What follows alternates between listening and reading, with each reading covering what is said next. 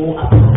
Now the population is also going to go abroad, but we will have to go for a mission, not just going abroad. And we were warned by the House Chair that let's do that education or that job during these early months while the finances are allowing us. So, but we will look and check which ones are critical and we'll prioritize them, not just going abroad because of going, but for a mission and a work. Now, we also welcome the department led by the DG. Now we are getting familiar faces that we know. We can see the chairperson and we can see the DG, we can see everybody that is with us, and even our guests that is always. Media, we know that without us you can't do anything. You have to broadcast the live stream because this thing of the electricity is critical to people. I heard the president made mention, Minister, of saying that we are still busy with looking around on how can we resolve this issue, knowing that there is nyoka. We are also paying for those nyoka which were stuck with them, and we don't know on how. And also we are looking at people that are tokoloshing the electricity, and we know that those are the wrong things, but the circumstances and conditions at times they force these communities to do those illegal, I would say illegal things. But let's try our level best as Electricity and Energy Portfolio Committee to assist them in meeting them halfway on what can be done. I will request, is it our first time, Secretary, to meet here?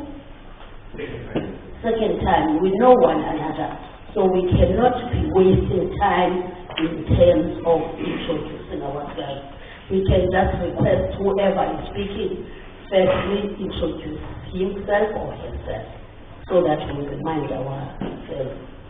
It's a little bit darker, Secretary here, but I know the agenda is going to be flight, and before we move for what is this apologies, Secretary, if we have, but this meeting is not going to be taken by apologies.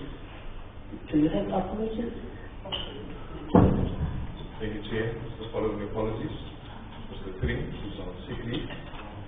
And then we also received apologies from the following members due to other engagements, Mr. Bata and Mr. Paul's Chair. And then we also received an apology from the Deputy Minister who's attending the Economic Cluster Cabinet Subcommittee. Bata, Olsen, and Green. Oh yeah, Mr. Papi as well.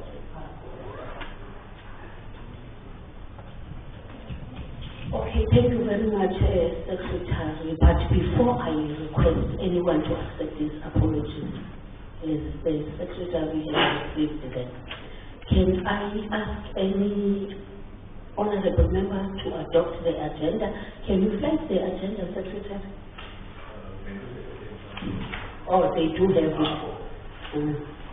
You must do the paperless, is it? Next time. Okay. Who's accepting? Okay, honorable. Yeah. Perfect. Thank you. I'm happy to move for the agenda as it's been presented to us. Thank you. Thank you very much. Any second? Madam? Oh, honorable Madam is seconding the adoption of the agenda as proposed. And then can I get also anyone second who accept the apology? Honorable Kofi.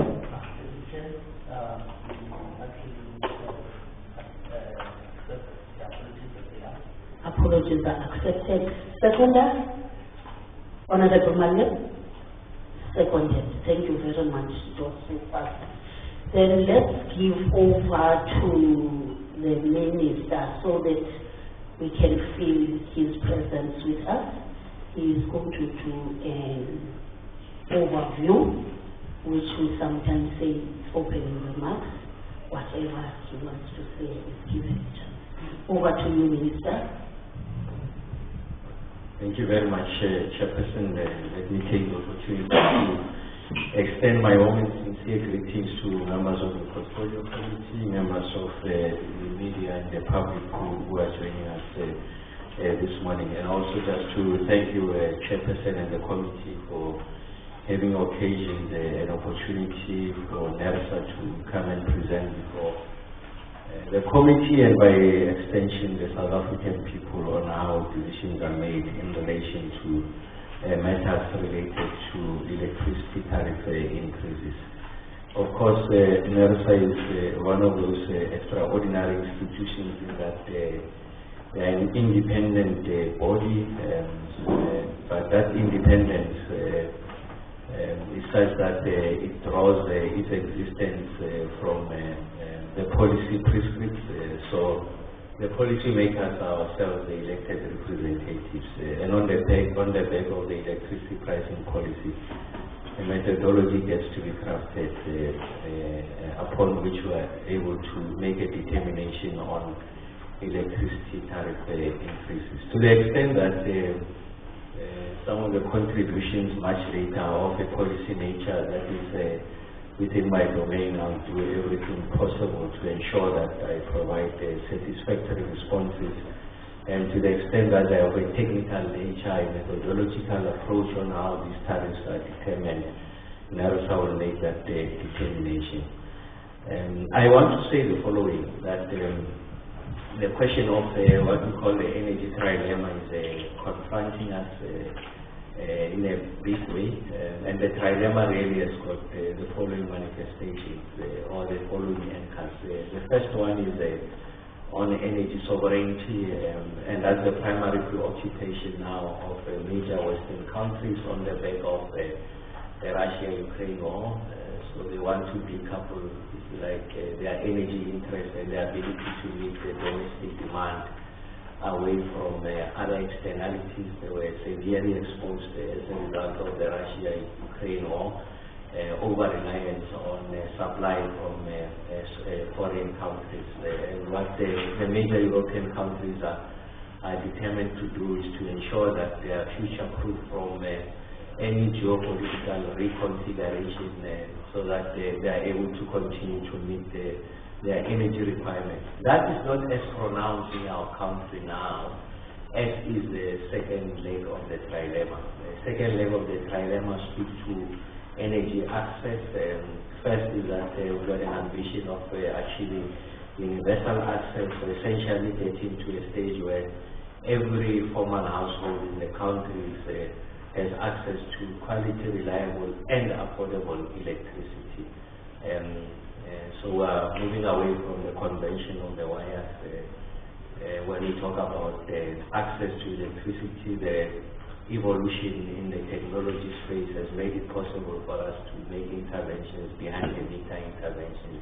So our comprehension of what constitutes connectivity is the one that takes into account the kind of movement that is happening on the technology side in relation to the provision of electricity. When I talk of access, there are two elements to it. So the first one is that the electricity has been available. So we have resolved, we are on course to resolve the issue of load shedding, which talks to the bulk energy supply meeting the bulk energy demand. So we are performing exceptionally well.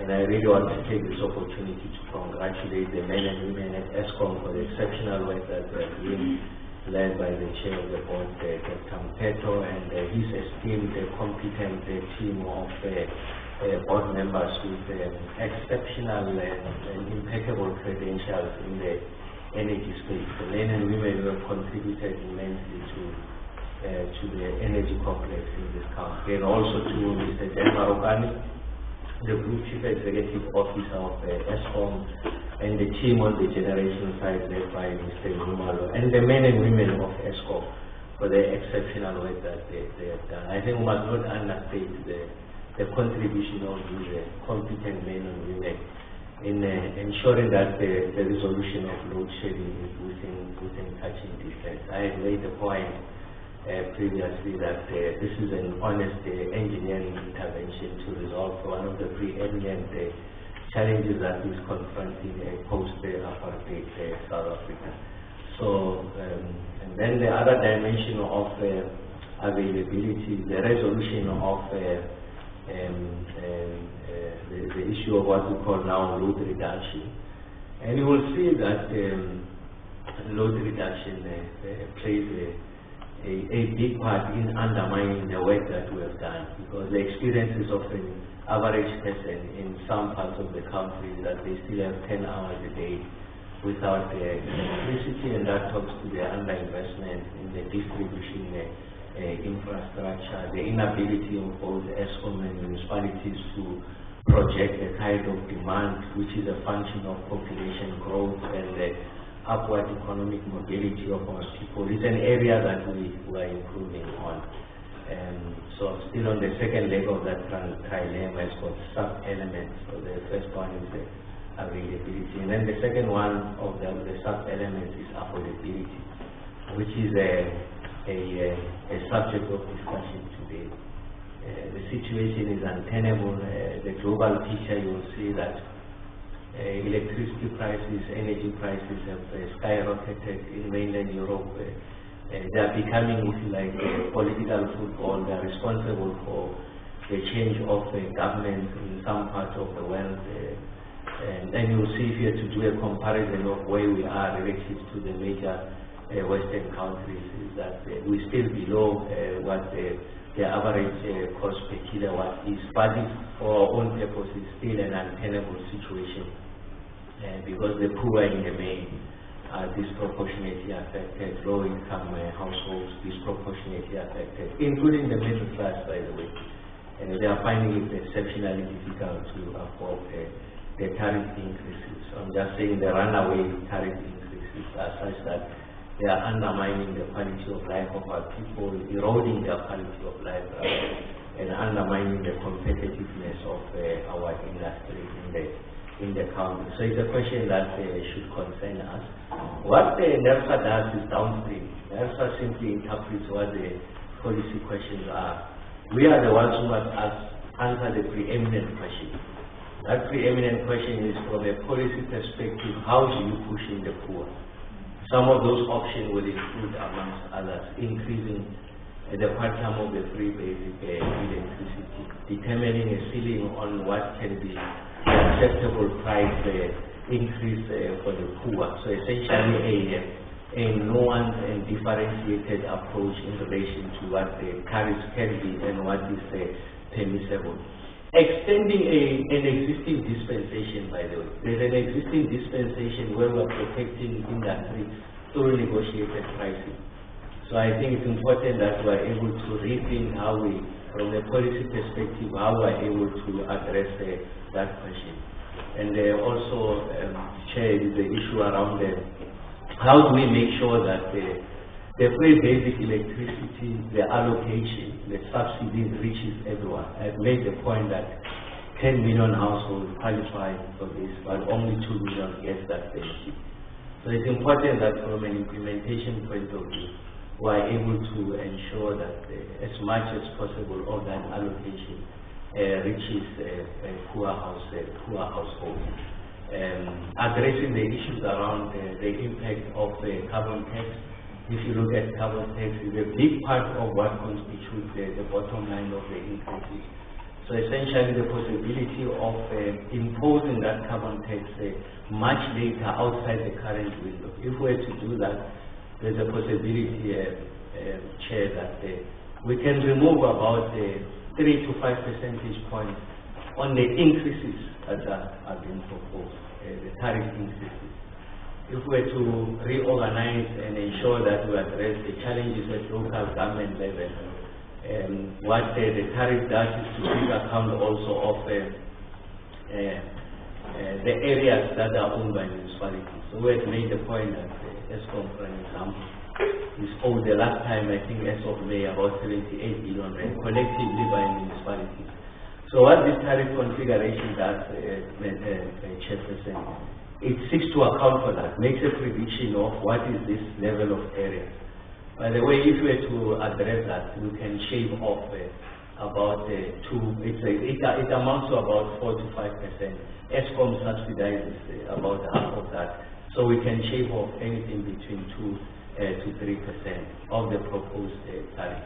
And then the state must be a bit more agile. The speed with which we roll out the IPPs. It's important because the delays in rolling out those IPPs, it means that you burn more and more coal. And then that increases the cost of primary energy. It's going to find expression in the tariff. So what's the point I'm making? Is that some of these issues are outside NERSA. These are policy questions. So NERSA responds to the policy framework and codifies that in a methodology that determines the parameters for increase. So NERSA is the casualty much later. The people who must answer this question and cushion the poor is not NERSA, it's us, the elected representatives. So it won't help us to throw mud at NERSA. They are simply, we are the ones who determine the policy framework. They are working within that ambit of the policy framework. And then the last point on the trilemma is the issues of sustainability. Ensure that there's a great transition. Of course, we announced the relationship that we have with the European Union, opportunities around green hydrogen, as the energy carrier and also as energy storage. I think presents significant opportunities going into the future. Tomorrow we are hosting the first inaugural conference on nuclear.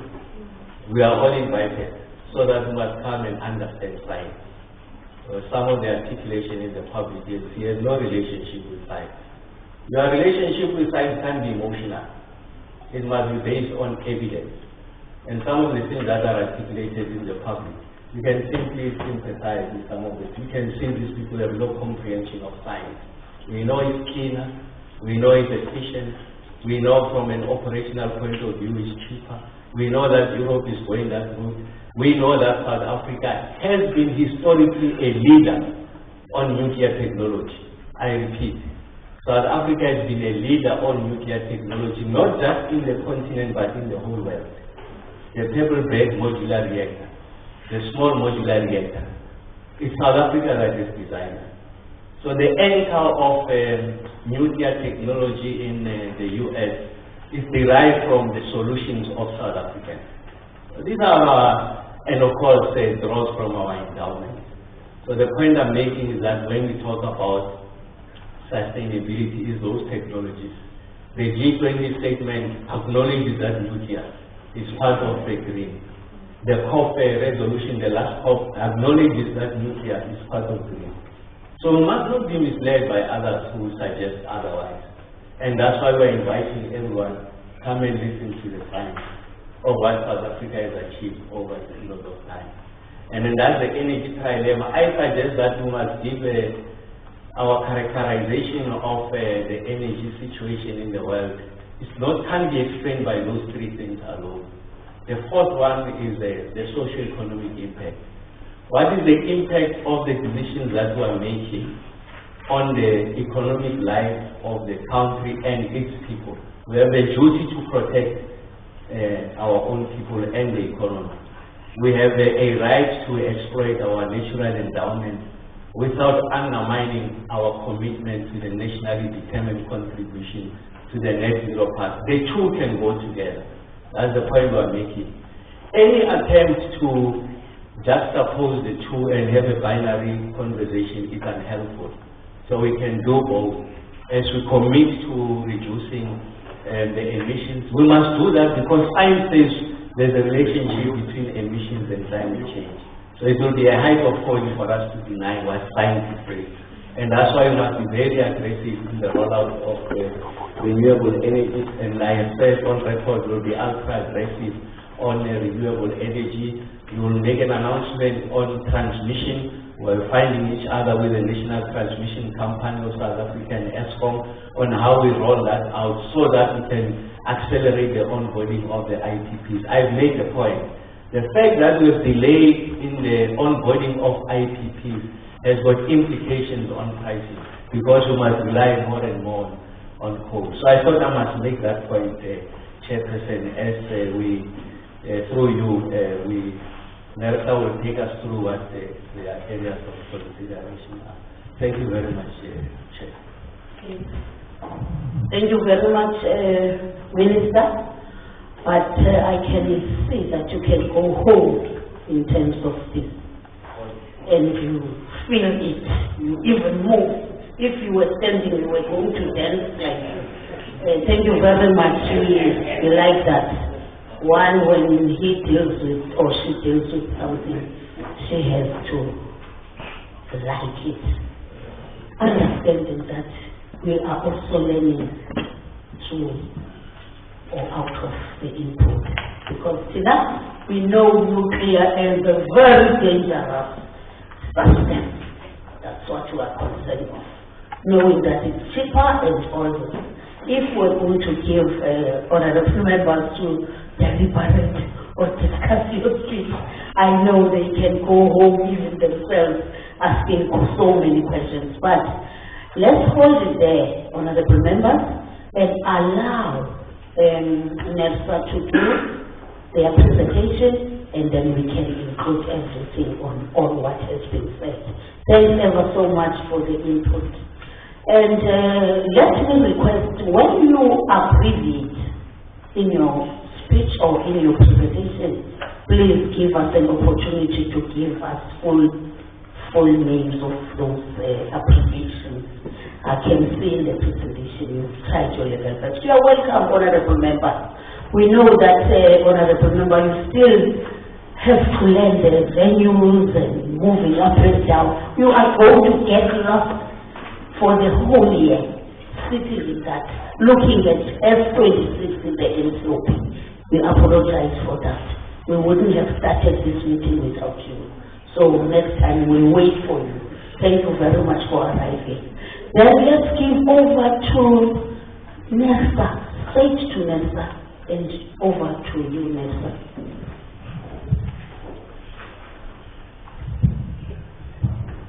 Thank you, Honorable Chairperson, Honorable Minister, Honorable members of the Portfolio Committee, the DG, colleagues from the Departments of Electricity and Energy, and other colleagues from the department. Ladies and gentlemen, my name is Tembani Bukula. I am the Chairperson of the National Energy Regulator. I am assisted by the CEO, Advocate Nomalanga Tole, who is sitting on my left, and the Acting Executive Manager for Electricity Regulation, Mr. Wedile Mkhize, who will be assisting me in the presentation. Our presentation is really structured such that we are going to give you a little bit of the history of how tariffs were determined in the past, and the processes that were followed, is the reasons why we had to change that methodology and move into a new process of determining the tariffs, explain the process that we follow when we determine the tariffs, as well as indicate the challenges that we have experienced in determining the tariffs, specifically around obtaining the information on cost of supply studies from municipalities. And we will also just give you a view of what the tariffs for 2024-25 were and how they were determined. There's an issue that is also topical, the case that was done by the case against NERSA by Afriforum. We will also give the details of that. And at the end, really give a proposed or our anticipated way forward around the determination of municipal tariffs for the years 26, 27 and going forward. I want to start by reiterating what the Minister said, that our function as the National Energy Regulator We are the custodians and the enforcers of the policies and legislation that have been developed and determined by government. And in that, we only do what the legislation tells us to do. In fact, let me say, we should only do what the legislation tells us to do, nothing more and nothing less. And in this particular determination of the electricity tariffs for municipalities, there are two pieces of legislation that guide us. The first one is the Electricity Regulation Act, which says that our powers and duties are to regulate prices and tariffs of electricity. And when we regulate them, when we determine the tariffs, we must ensure that we enable an efficient licensee to recover the full cost of its license activities, including a reasonable return. Covered by that is also the electricity pricing policy, which also looms large in the determination of these tariffs. And electricity policy position number 2 says that the electricity tariff must reflect the efficient cost of rendering that service. The average price that is determined must also ensure that the utility recovers the allowable revenue, and in that it must include the energy cost, the network usage cost, and the service costs associated with that. And in the presentation, once we have gone through the process of this, I am going to give you an indication of the sort of tariffs that would have been, or tariff increases that would have been requested or applied for by municipalities if they just followed this without the mediation of the energy regulator. But I think it is at this point that I'm going to ask my colleague, Mr. Mkhize, to take you through the process, as the process that we've undertaken, the challenges that we have experienced, how we've determined these tariffs, and I'll come back and conclude about the way forward. Through you, Chair, may I give Mr. Mkhize. Okay, thank you. Over to you. Thank you, Mr. Fukula. I will just get on with the meat of the presentation, starting from slide number 6. We felt that we needed to give a background with regards to the previous methodology that the regulator was using to determine municipal tariffs, and that was the guideline in terms of percentage increases that would then guide units on various tariffs for the various classes of customers.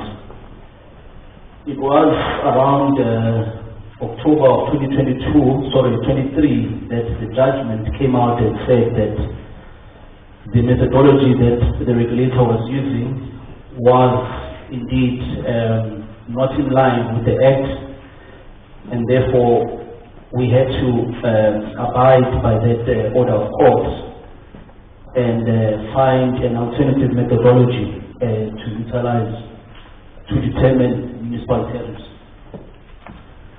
Now, the following slide basically explains what I've just said, that the previous methodology that NERSA was using was not in line with the EPP as well as the ERA, as Mr. Fukula has said earlier.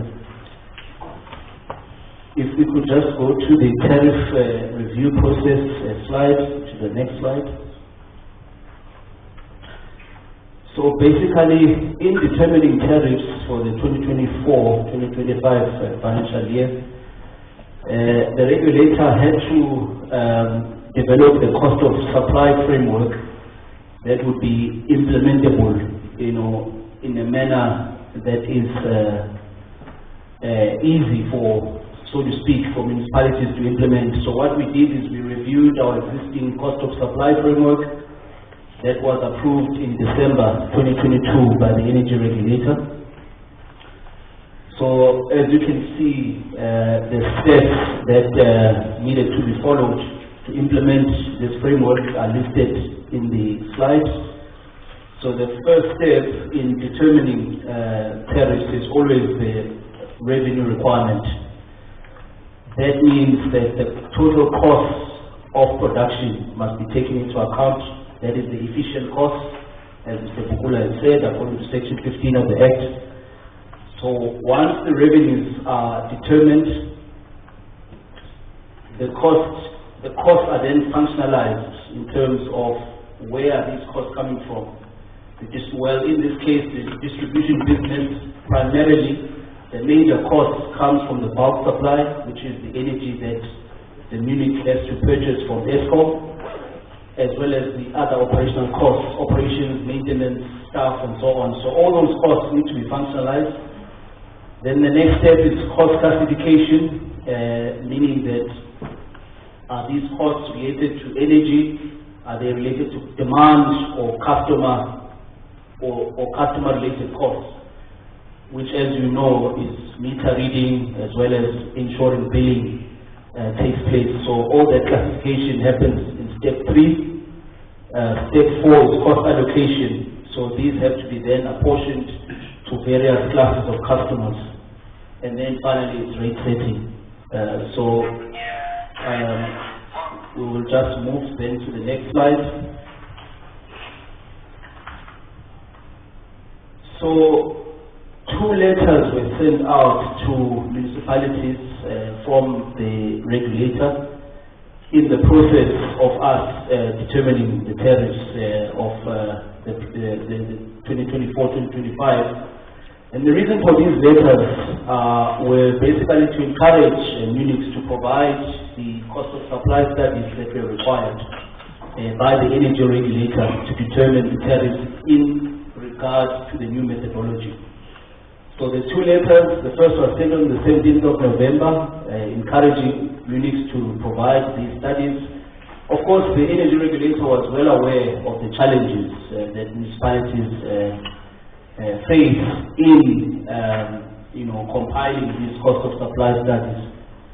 And then again, in January 2024, the energy regulator then sent out another communication requesting units to provide the cost of supply studies. However, noticing the fact that many of them were not able to supply these by January 2024 already, we felt that an alternative methodology, or rather, let me not say methodology, but a sort of a way of assisting units to provide their costs to the regulator would be the cost breakdown structure, where they would then submit their costs and then the energy regulator would then evaluate these based on what they have provided. Continuing with the process on the next slide, we had to mitigate the risk of municipalities not submitting their cost of supply studies, as said earlier. So the structure of the costs was as follows in terms of the cost breakdown structure. They had to provide the bulk purchase costs, as I mentioned earlier. That is the bulk of the costs that municipalities have to contend with. Then the network operating costs, the retail operating costs, general and other expenses relevant to the license activity, which is distribution and trading of electricity. And then the licensee's estimated marginal return supported by a motivation of such a return. And then of course the sales forecast, because that is required for the energy regulator to determine the tariff. So NERSA received and assessed a total of 76 tariff applications which were compliant with NERSA's cost of supply studies. 102 municipalities applied on the basis of the cost breakdown structure that I've mentioned earlier. And then the rest of them used the old cost of supply study, not the one that the energy regulator had upgraded or updated. And then just in terms of challenges, in the next slide, that were experienced in acquiring the cost of supply, or rather even just implementing the new methodology. The first challenge was with regards to the skills and capacity of municipalities. The cost of supply studies were not budgeted for. Remember, the decision of the court came out in 2022. We had to implement it a year later. So the third one was municipalities not having proper asset registers. That was always a long coming problem. You know, of course, even before this court judgment came, municipalities were supposed to have, to have kept proper asset registers, but these were not then readily available for a number of the units. NERSA then provided assistance with the aid of a private consultant named SEA, or Sustainable Energy Africa, which developed a model for units to use, which was user-friendly, and they could then be able to use that. And then there were also various workshops to upskill and educate the units. There were one-on-one trainings. So there were a number of interventions that the regulator engaged in order to assist units. However, as mentioned earlier, only 76 of the units were then able to provide proper cost of supply studies that were in line with the new framework, and the rest then were still able to provide their cost of supply studies based on the previous methodology as well as the cost breakdown structure. On the next slide, we continue with the process that NERSA followed. So the energy regulator then considered the applications which were accompanied by the cost of supply studies. And where applications were not accompanied with the COS, the cost breakdown structure was then used to then be able to determine the tariffs. So the tariff applications that were accompanied by the cost of supply methodology, as I mentioned earlier, the numbers, I did mention them earlier. So we can then move to the next slide. And then we are just going to explain the reasons for the outcomes of the tariffs, which some were high and others were much reduced. And this was because the introduction of this cost of supply study suddenly showed where the larger costs were located. And then, of course, those tariffs then needed to be adjusted accordingly.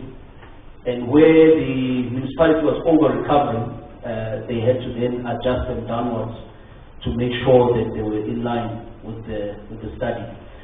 Of course, as you are aware, there were new cost elements that were introduced, such as your service charges. We heard in the city of Johannesburg that there's some noise that came out of that. But that was all based on the cost of supply studies that then showed that there are such costs that were not being recovered from the consumers, which then needed to be recovered as fixed costs. So going to the next slide, so I have explained that to a large extent, though, the energy regulator was very much aware of the economic issues in the country and the socio-economic specifically.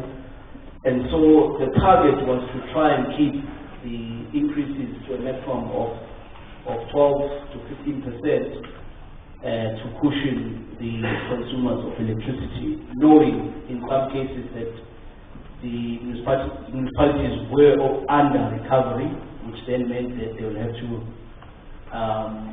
have a recovery plan to recover those revenues over the years rather than just an instant increase all at once. The next slide then shows the actual increases that took place for the various municipalities. As you can see, if you look on the first column, the results of the cost of supply studies, there are some increases that needed to be as high as 30% on some of the municipalities, others up to even 32%. But as you can see, after negotiations with the municipalities to apply for lesser increases, we then reached on the extreme right-hand column the final increases, which were then implemented.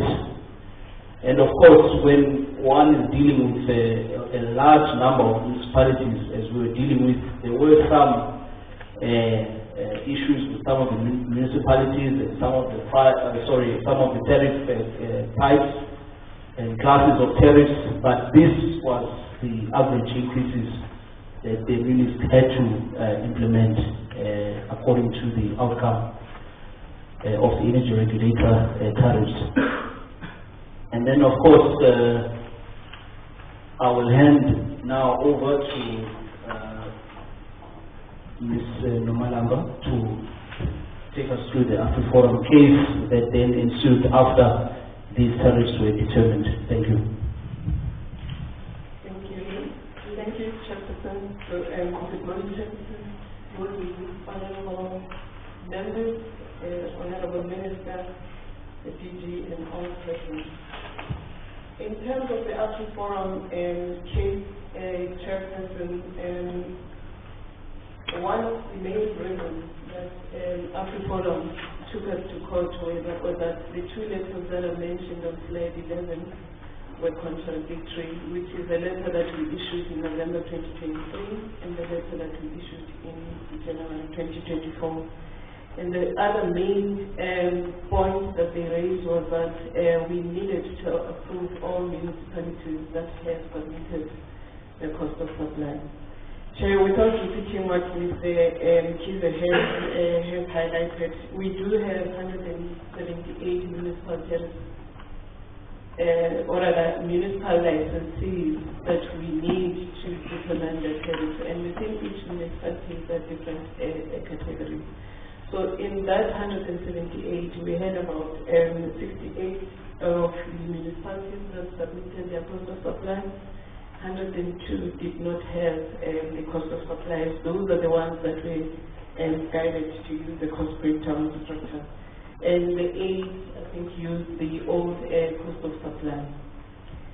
Chair, as NERSA, we believe that what was used by Afriforum as a basis to take us to court was not clearly maybe understood in terms of the two letters, because the two letters were basically complementary to each other. And the second thing that we picked up as well is that at the time when the decision was also made, the tariff approval process was already completed by NERSA, and we believe that the approach that should have been taken to court should have been a different one, which was to take our decision on review to the High Court. So, Chair, we had opposed the application by Afriforum. However, on the 8th of July, the court ruled in favor of Afriforum. Chair, we believe that the decision that the court has taken has got huge implications in the sense that they would have a negative impact in terms of the industry as a whole. Hence, as a regulator, we resolve to petition the Supreme Court of Appeal after our leave to appeal to the High Court was turned down on the 19th of August. So, Chair, our process in terms of where we are with Afriforum is that as NERSA was petitioned the Supreme Court of Appeal, because we believe that the decision that has been taken by the court and as well as our dismissal of our appeal needs to be looked into as it wasn't based on the correct basis. Chair. Thank you so much, Chair. I will hand over to Thank you. Thank you. Chair, to conclude, I think on the way forward, I do want to stress that we are going to pursue the petitioning of the Supreme Court so as to ensure that our decision is upheld, and I think we view our chances as being good. Otherwise, if we didn't view them that way, we wouldn't be pursuing that. But deeper than just pursuing the Supreme Court of Appeal to rectify this 1 year, we have to rectify the other years. The first thing that we need to rectify and recognize is that most of the municipalities purchase their electricity from Eskom. A number of them, if we could go back to that other slide that there's a table, the second, a number of them are purchasing electricity from Eskom at time of use tariffs, and yet their customers that they are charging don't have those time of use tariffs. There's a lot of reasons why the municipalities have been able to change, and one of the reasons is you cannot change your tariff to a different one if you are still owing Eskom. You first have to settle your account, then you can talk about changing to a different tariff. For an example, there's a municipality that wanted a 57% increase, and in that 57% increase, maybe it's on the other slide, Mr. Tansi, if you could, we will find which one. But in that particular one, the reason why they could not, their cost of supply study was showing that, is that they used to have mines and industrial customers that used to take this time of use and be able to get them the required revenue. Those mines and those industries, they have since closed down, but they can't change the tariff to the one that's suitable for a customer base that's predominantly full of, or predominantly households and not your industrial and mines. And that's just but one, but there's a lot of them that are like that. So going forward, we have to find a way of ensuring that from the first part of the cost, which is what you purchase, it must match what you are going to be able to use going forward. The second part that we have to talk around is that the cost of supply studies are a good guide. You still have to ensure that even though you have that guide, you implement the right subsidies as the Electricity Regulation Act and the Electricity Pricing Policy allows the municipalities to do. And when you implement that, you are ensuring that the customers that can least afford are subsidized by those that can really afford. And the last part that we really have to sort out in the municipal tariff space is the fact that you have municipalities that have technical and non-technical losses that sometimes go into the 20-30% range. In those municipalities, just by fixing the technical and non-technical losses, you would have increases that are much lower than what they want. They would even be close to inflation. The technical losses require resources, like human resources and the maintenance of the system. The non-technical losses that I think that the chairperson of the committee has already spoken about is Nyoka, probably requires a different approach, but capping those two would ensure that we have electricity price increases within municipalities that are manageable. Mr. Chairperson, thank you very much. We are done with our presentation.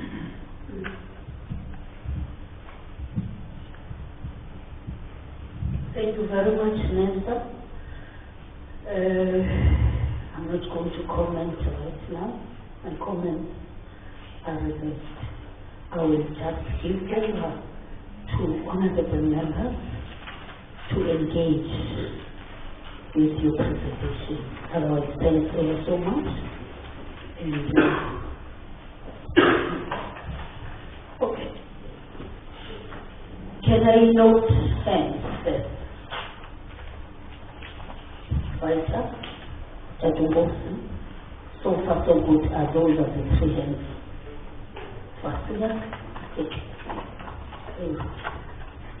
Honorable, okay, let's give over to you first.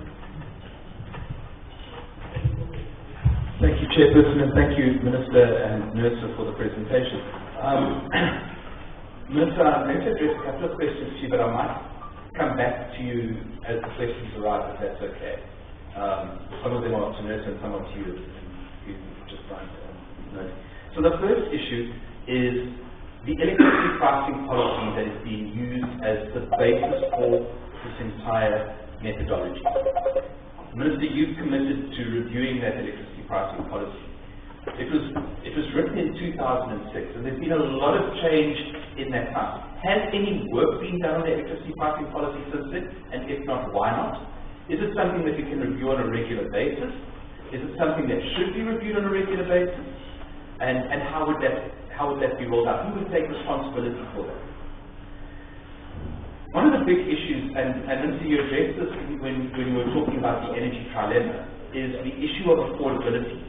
And it's not just about affordability to ESCOM or to the municipalities, it's also affordability to the customer at the end of the day, being the man in the street or the business that's procuring electricity. And what concerns me is that I don't believe that enough has been done to take that perspective into account, the socio-economic impact of these tariff increases, these super inflationary tariff increases. To put it in perspective, over the last 15 years, ESCOM's bulk tariff has increased by 945%. 945%. That's, and I mean, even if you just take a look at the last year, let's take an average increase of 15%. That's more than double the inflation rate. In fact, it's more than 3 times the inflation rate in South Africa. So it's having a massive inflationary pressure on the cost of living. And I'm not convinced, Mr. Bakula, that NERSA is taking that into account. I can absolutely see how your MRPD methodology takes ESCOM's costs and municipal costs into account, but I'm not seeing the consideration of the cost of living crisis in South Africa being taken into account. So let's talk about your methodology. You spoke, sir, about full cost recovery. And I have to question how that aligns with the electricity pricing policy position 2, which you quoted, which requires efficient cost of rendering electricity. Now, I think we can all agree, I think everybody at this table will agree, that ESCOM is hardly efficient, or hasn't been up to this point. I mean, we just have to look at the spiraling costs of Medupi and Kusile to see that. They were supposed to come in at 80 billion rand each. They came in at over 200 billion rand each. And that cost has been passed on to the consumer. So, the inefficiency of ESCOM is being factored into the pricing, the cost, the full cost recovery. Similarly, it's being brought in as part of the regulatory asset base. So that increased cost of those generating plants is now sitting on the balance sheet, and you're saying, well, we've got to factor that in over the next 20, 40 years, however long the lifespan is. And that's then, again, being passed on to the customer at the end of the day. Just a question. In your calculations, are you including debt servicing costs? I mean, we all know that ESCOM's debt currently sits at about 400 billion rand, give or take. Okay? And that a significant chunk of ESCOM's cost or expenditure is in paying down that debt or in servicing that debt. So when you are determining the tariffs that ESCOM charges its customers, are you including that debt servicing cost in that calculation? And is that fair on the customers at the end of the day?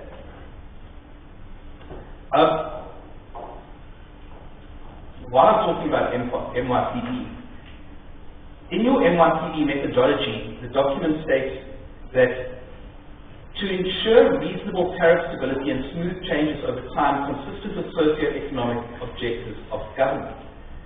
But if we look at the history, that hasn't been applied. That criteria of your methodology has not been applied consistently. How do you justify that? Then I'd just like to talk about the municipalities for a second. So, first of all, Advocate, you spoke about 178 municipalities, of which 102 were non-compliant. Is that correct? But there are 257 municipalities in South Africa. So what about the others? Okay. So I just need to understand. I need to understand how you come to that calculation. Also, if we could just go back to slide 20 and 21. Let's go to slide 20. Okay, it's got this great big light in my way. If you look at that slide, it actually repeats. It repeats 3 times. So if you go from the top, eThekwini, I think it's Abakulusi, and so on, and then you go down a little bit, you see there, eThekwini, Abakulusi, Ulundi, JV Marks, and then you go down a little bit further, eThekwini, Abakulusi, JV Marks. We're not seeing new data. We're seeing the same data cut and paste multiple times. You see what I'm saying? Okay. Just on the cost of supply studies, when these municipal tariffs were presented to the regulator body for voting, I understand, and I think it's public knowledge, that the electricity regulator, Mr. Gumedi, said, no, we cannot approve these, and that he was overruled by the other members of the regulatory body. If that's the case, why have an electricity regulator at all? Why do you have someone who is responsible for the whole electricity sector, but the pipe gas and the petroleum pipelines regulators, their vote carries more weight than your electricity person? The person who is supposed to specialize in this area and say, here's where there's a problem. I just need to understand that a little bit better. And then a couple of comments. The first is, Mr. Mkhulu, you spoke about time of use tariffs and how different municipalities have different tariffs. Is there any flexibility in a municipality, maybe once a year, changing its tariff model with Eskom? Shouldn't that be part of, here's the cost of supply, it no longer is in the municipality's best interests to use a time of use tariff. It's now in our best interest to use a standard bulk tariff, or I don't know what other terminology you would prefer. But shouldn't there be, as part of that annual submission of cost of supply, a little bit of flexibility for the municipalities to change their tariff model with Eskom? And then last comment. One of the challenges that Eskom has faced over the last 20, 30 years has been, and maybe this needs to go to the Minister, has been the issue of collecting its revenue from municipalities. Municipalities are in arrears to Eskom to the tune of some 50, 60 billion rand. Is there any benefit to having discussions with the Minister of Copter to ring-fencing electricity revenue collected by municipalities and saying, before you use that revenue for anything else, you have to pay your electricity current account? I'm not talking about historical debts. I'm just talking about you have to use it to pay your current account before you do anything else with the money that you raise from electricity. Thank you, Chairperson. Those are all the questions I have. Thank you, Honorable Mali. Faisal?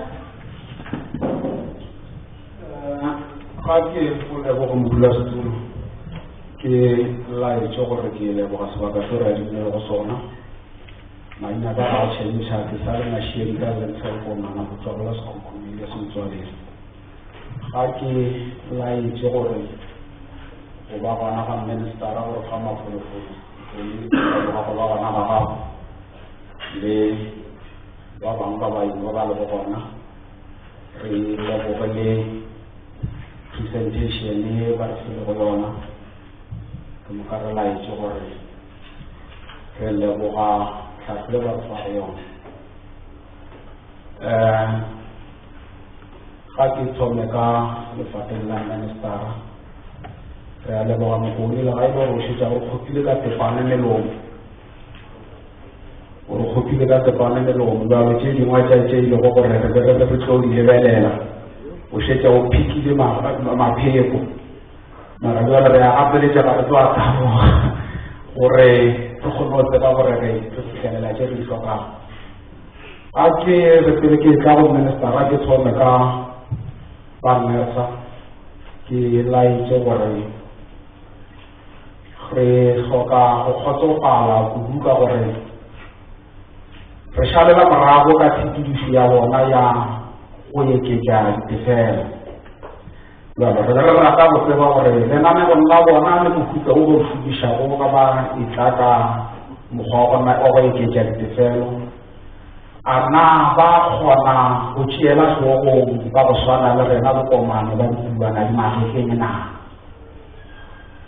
gona lenanego la bona la nako ye telele le reng a long term plan and then ba batla go šile a short term plan wa e ke botšiša ka mokgwa o ka re jwala ka ga ile bona ba sore go matla go fa di-license ba gore ga ba tsoga tšatši le lengwe le le lengwe ga ba lebelela mo South Africa ba fo go gopola ka percent ya go nametša gore a le kgone re nyaka go ka ena re tlela go gopolo ya gore o ka re ba šetša ba tsebeletse bona ba noši ga ba lebelele batho ba la ba šomišago selo sele ba ba phago sona gorana šomišego ya sona e bolokegile goba ga ya bolokega go bona go bolokega le go sa bolokege go bona ga go bohlokwa ka re bohlokwa e le ba le gore ba nametše dipalo di ye godimo jalo re nyako tseba lenanego la ba dipuana di mageke gorana bona ba dira jwang ba banaganana re ye go di-municipality re kwa ditshepedišo tša bona tša gore ba boledišana le ba mmasepala gore ba kgone go rotoša theko ya bona ya mohlagase se re nyakago go se tseba gore a na ge ba rotoša theko ya mohlagase ba sa gopola go dikoloto tša maloba tšeo e le gore batho gona jalo ba dibuana di magekeng ba palela go go patela dikoloto tša bona tša mohlagase ke e le gore di fo rotoga mehlebošego le mosegare le ga mohlagase no tšheding ka sepela di no rotoga le ge ba ka ya ba patela ga di fetoge then so re rata go tseba gorana kgopolo ya bona ya lenanego la phepelo ya mehlagase go masepala e reng ka bao e le gore ba šetša ba bua ka le gore ba gama ke dikoloto ga gona seemo se e leng gore ba ka se theoša go tla go tlo nolofatša maphelo a magaka bo rena monofase gore at least mo letšatšing la mafelelo ba tla ba kgone go sepela ka sa mmaletia le dipatelo gore ka mokgwa wa go patela le masepala tšeo ba berekago le tsona se sengwe gape se e le gore re duma go se tseba le gore ke kgatile ka ga uMkhonto bangwe ga a šetša kgonne go topa motho wa ka diatla gore o ka re bona ditielo se folletše le fo o bušeletša solo ka setea le nna ke ke šetša ke e bone jalo kgatlego ya ka e mo mesela le tlile mollo wa manyare re kgopela sport in a written manner because I think we are good on doing the presentation. I think the presentation is designated by professionals. By the way, they can interrogate themselves by this, repeating the one thing on one thing. And so we thank you for bringing it in writing. And then go another offer of one hour, Jenny Weller, Tabo, Muga, and Patan, the four of us also, Mata.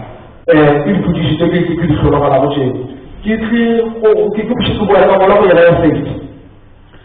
Alors qu'on a encore que les gens savent que la SN sur au ESCOM ou au Municipal à soigner. Pendant qu'il fasse la go la SN, si dans votre réveil, il refait la SN si à voyer à moniteur. Pour toi, on a tellement élaboré, regarder la route, ESCOM, ils sont vraiment contaminés. Dans le marché, quand on a la SN, il est. Re go tsa gorana le na le dirang go di maga polokego ya mohlagase o le dumelela go wa ESCOM yo tšee o išitšane mo pela ga gago minister ka ka go laetša gore negligence e le gona mo go dilaetša mohlagase a išešene wena mo ditšhabeng tša gago rena ke na le metsi le ditiragalo tse mmalwa ke ile go gore ba ba dira ba tlhoketswa go ne mo motlhakeng re jela ke motho se ba se go le moshagala mo ile go gore dikhombi tsa motlhagala ke di sore go phepelo ya maemo a godimo ena e ipoloka di ukametse malapa a batho ga gona lenaneo le le batšhalo morago ba malaria monitoring le rehabilitation metsi ya batho e kope go na le dilaene ka phepelo ya motlakase ya godimo ya maemo a godimo ye e phetago ka godimo ga dintlo mo ile go gore ESCOM e goditse batho ba ba le moo e fihlile e dirile ka gore motlhokomedi ba bona bofehla ya fetiša motlakase wa godimo ba ntlo e goditse go bokola le ntate kgoši Ramokgopa a mmana bofehla le gore bana ba kgoši Ramokgopa ba godile ba ga flat. I got a picture. What we look at start you know is only 1.5 meter from the live cable. Yeah, I should have asked my mom. Get out of that girl. What shall he come over to the license? Because I have a mom. How much time to look at you? You don't show what's charging for. But I'm sure my husband is here. Then I can follow up on me. So when I come to my car, I will go. Secara look at kalau misalkan bagi energi luar biasa, ada saja itu bukan energi. Kurang lebih, awak kalau monitor itu kalau hasil kerja sebanyak yang ada di monitor itu, kalau monitoring. Ada ni usaha depan minister, kita banyak ada lena khusus orang kau. Kita orang kita kita kita kita orang suku. Lalu macam ini macam mana orang itu siapa kamu ini roba laku orang sono jual macam. Bukan masalah mulai dia semua jual di mana kisah 17. Since from 1997, muncul orang kamu sahaja. Kamu saya simple chance, dia orang dia setuleh.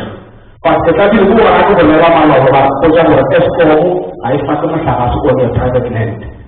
For my understanding, all the land of South Africa is private land, but it's equipped with electricity.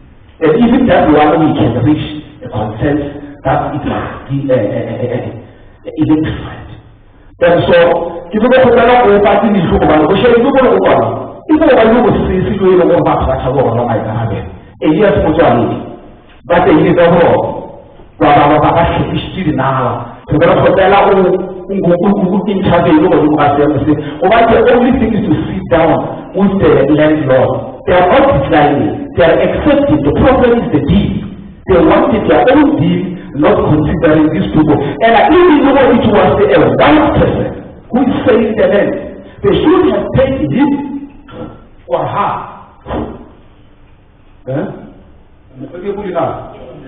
Okay, they should have paid him enough money, even more, so that they can get the change.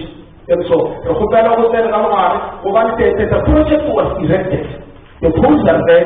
The only thing is go and deal with the landlord. There is several cases. It's just that I don't want to take the whole time to make it mine. And so, others will make sure that we will have the formation of bringing them up to you. And so, we are hoping for the Caravana that we have from the way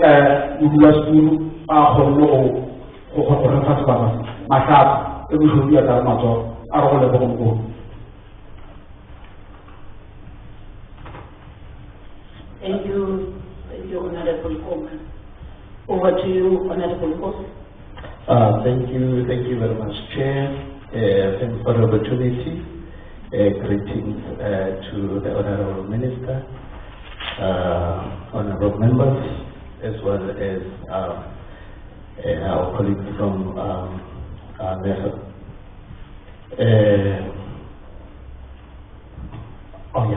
That's important as well. My name is uMkhonto. I thought you will also interpret for all other people that are I thought you will also interpret. That's the question. Don't go back to the script. I so wish I can be able to interpret. So we rely on Honorable Fuyan and Honorable Okay, so I'm also hoping I want to repeat what has been asked because, I hope I will not repeat what Honorable has asked. Now, Chairperson, I know that NERSA has allowed the municipalities before to use the guidelines and benchmarking as the methodology to determine the municipal tariffs. But currently there is cost of supply methodology that is being used. So what I wanted to check, Chairperson, is that this methodology that has been used currently the best methodology? Has it been tested? And is it legislative? I wanted to check that, Chairperson, first. Also, Chair, I wanted to look at the issue of the municipalities, in particular those who could not come forward and submit due to the fact that apparently there are issues. You cannot have so little number of municipalities coming forward. What I wanted to check, Chair, is that their municipality capable of capacitated enough to discharge the cost of supply studies. Judging from the number of municipalities who came forward, to me it says there is a challenge. I think we must go back and check what is that challenge that keeps the municipality to come forward. Because at the end of the day, we need all of them to be able to do the cost of supply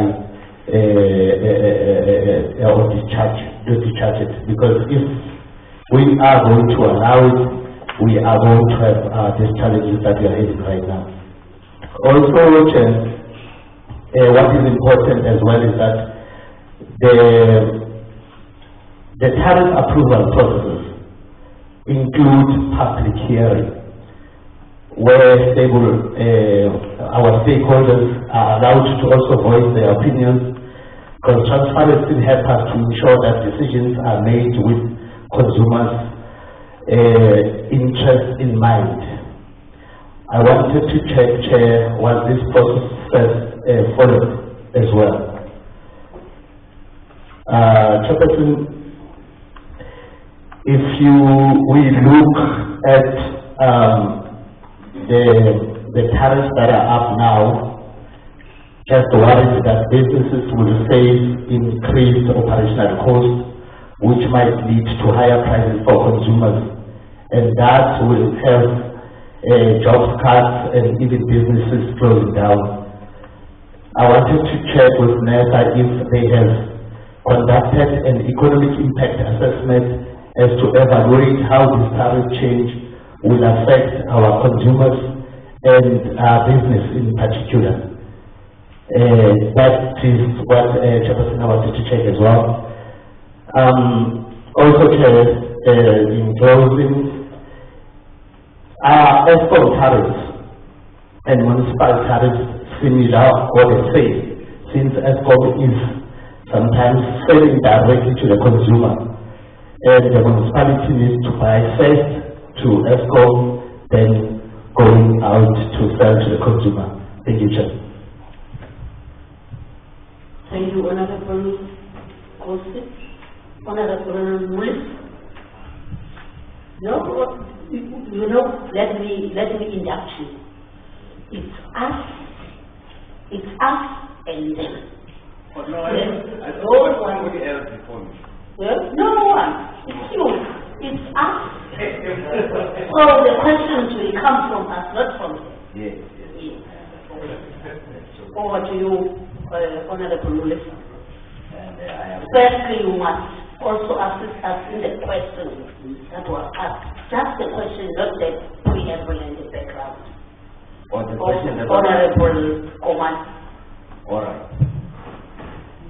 Thank you, Chairperson.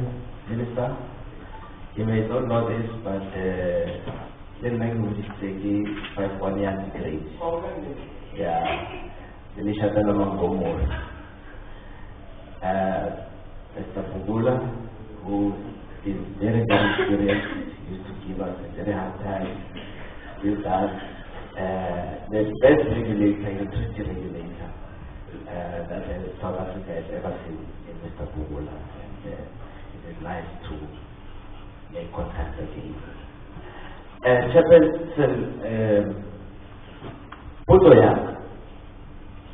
what I was saying, Ohalo, Aspedita Lawyer, Umatumu, so, Mr. Chairperson, give land. My question will be based on land.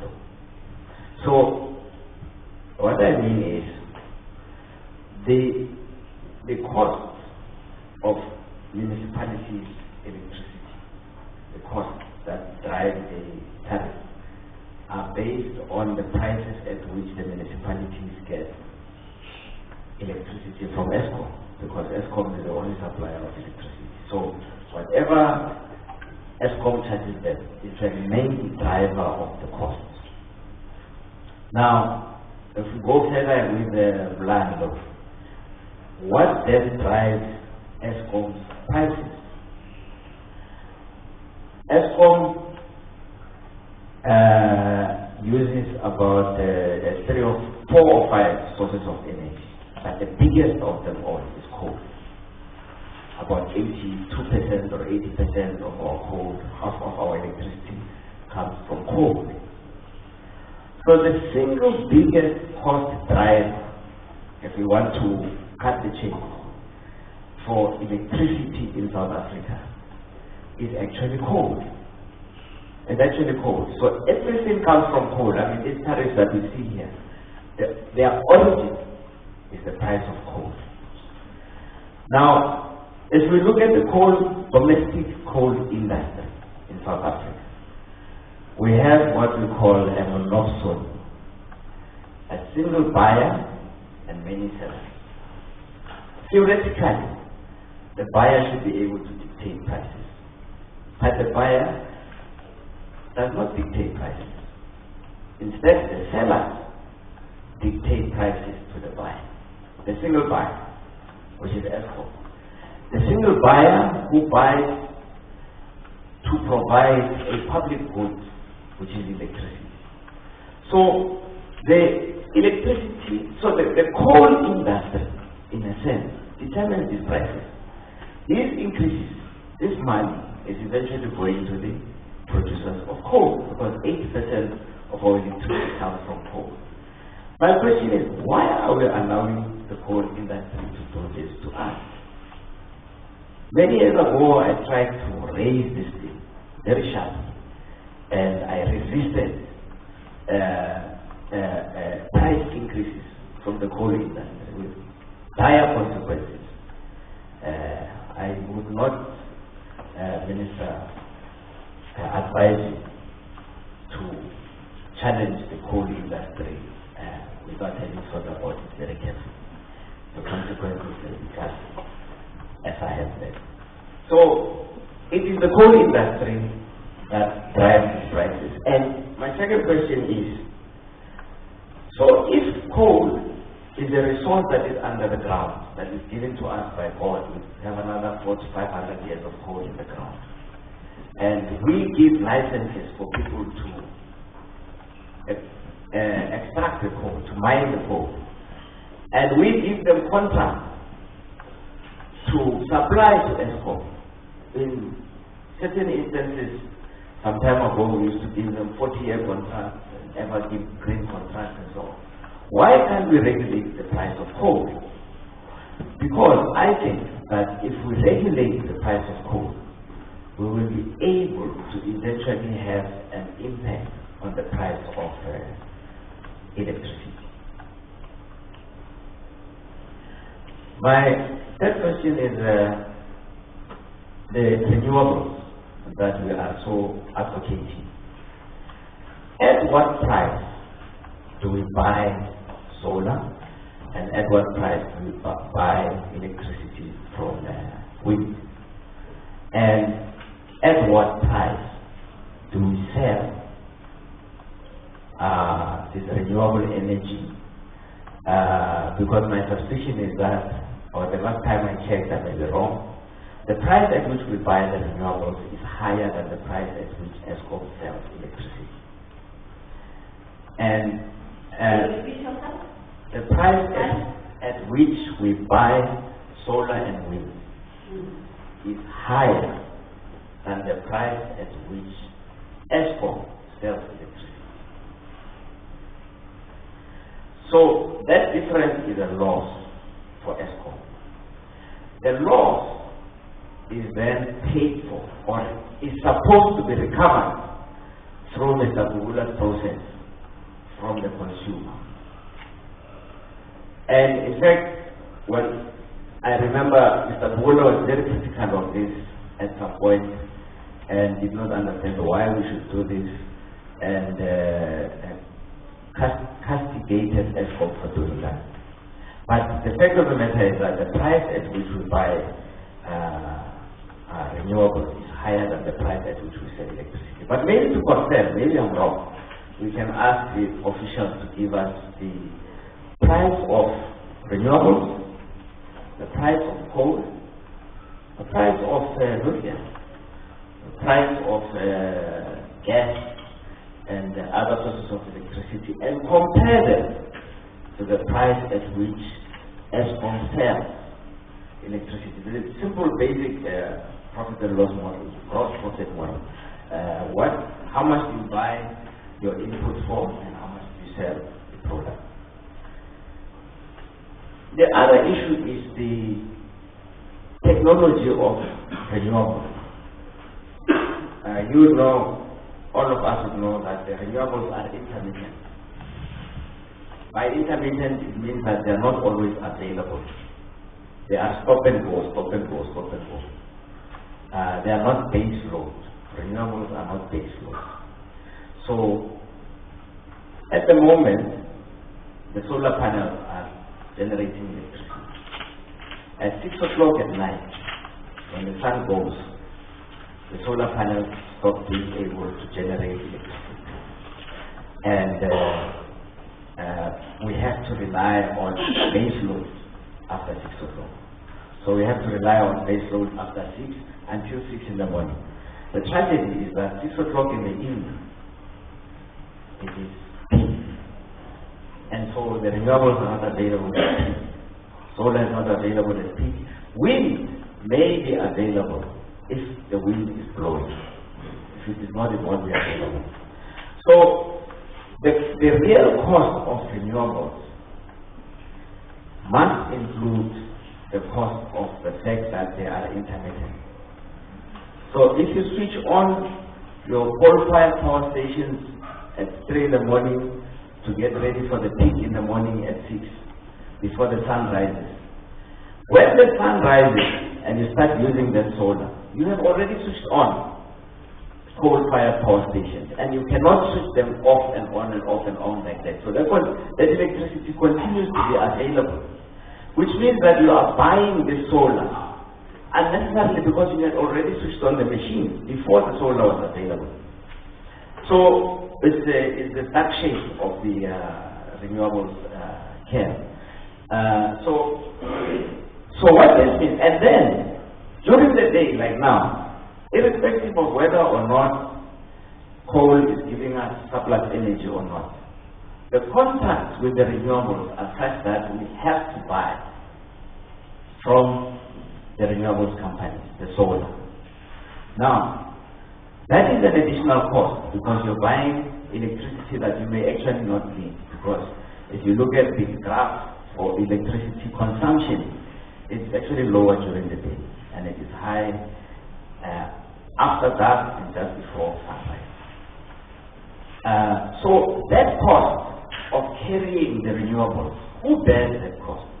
And from whom is it recoverable?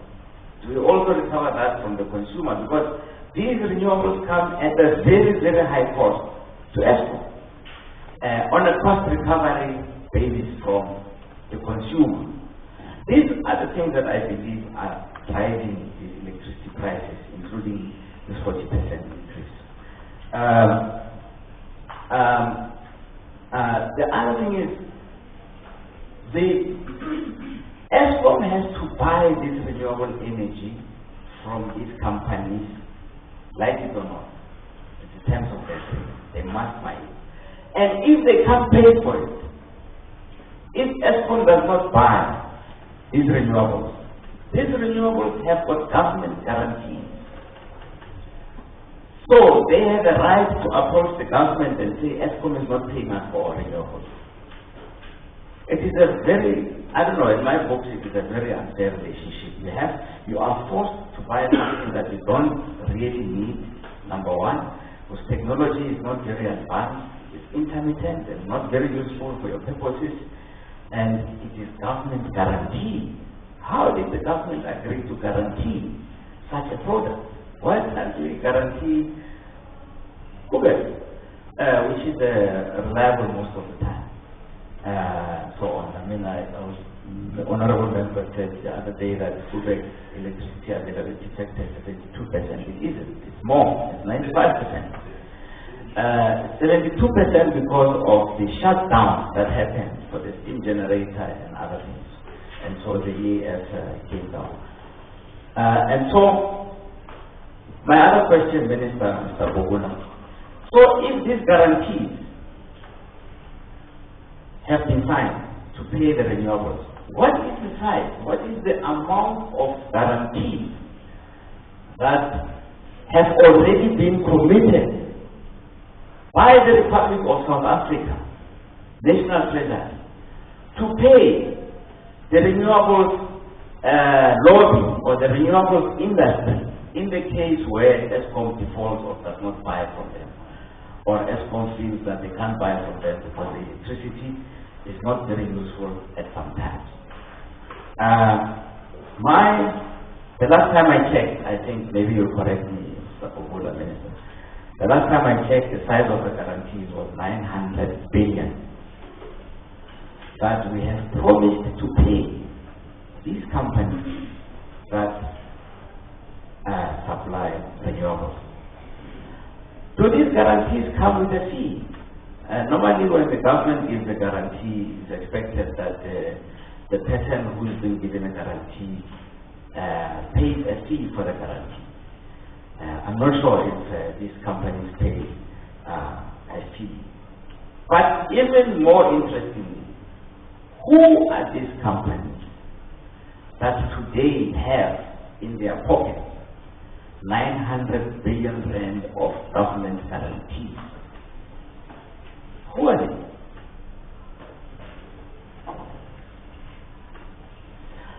And the last issue, Mr. Bogula, is prepaid versus postpaid. Now, in basic accounting science... Just refer to the chairperson. Leave Mr. Bogula. Oh, okay. Yeah. And look at me. He was my chairperson. I didn't want to disturb you, otherwise you seem to be Eskom today.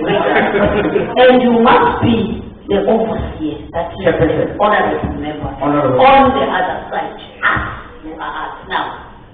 But your information is really making us to learn other things that you are not aware of. Honorable Chairperson, I must apologize. That Friday is already out. Look at me. Yes. I'm very charming and also look at me. Yes. But I need to see your eyes. Yes, I'm looking in the eyes. Immediately you refer to him or Mr. Bogula, he will be tempted to want to answer you. Yes. As a person whom you were working with him for quite a long time. Yes, Chairperson. No, I agree. I must apologize. Chairperson, prepaid versus postpaid. The thing about prepaid is is that when you prepay for something, you're actually giving a loan to the person that you are prepaid to, because you pay for something and then only receive the service later. So it's a loan. And post-pay means you actually borrow from the person that you are buying from. In South Africa, a lot of the prepaid is done by poor people. It's in the townships and in the rural areas where you have prepaid electricity. So which means the poor give loans to the suppliers of electricity, municipalities and Eskom, and only receive the service later. And so the cost of those loans, of advancing the money, is not properly factored in, because if I give you a loan, you must pay me interest. But there's no interest on the money that the poor advance to Eskom and to the municipalities. On the other hand, in the richer communities, the middle class, in the suburbs, people are on post-pay, which means Eskom lends them money, gives them electricity for 30 days, and then they pay for it maybe even after 60 days. And so they get interest-free loans from Eskom and the municipalities. The middle class gets interest-free loans from the middle class, from Eskom and the municipalities.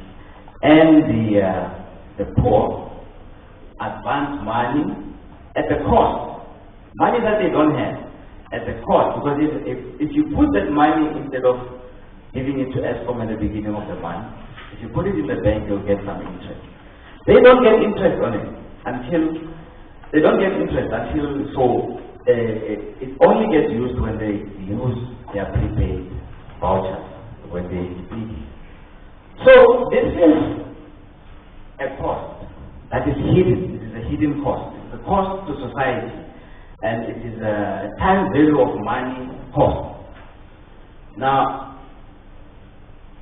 is this built into the model, and how do we fix that? Because I think that the way in which we pay for electricity between poor people and rich people in South Africa exacerbates the inequalities that are already inherent in our society.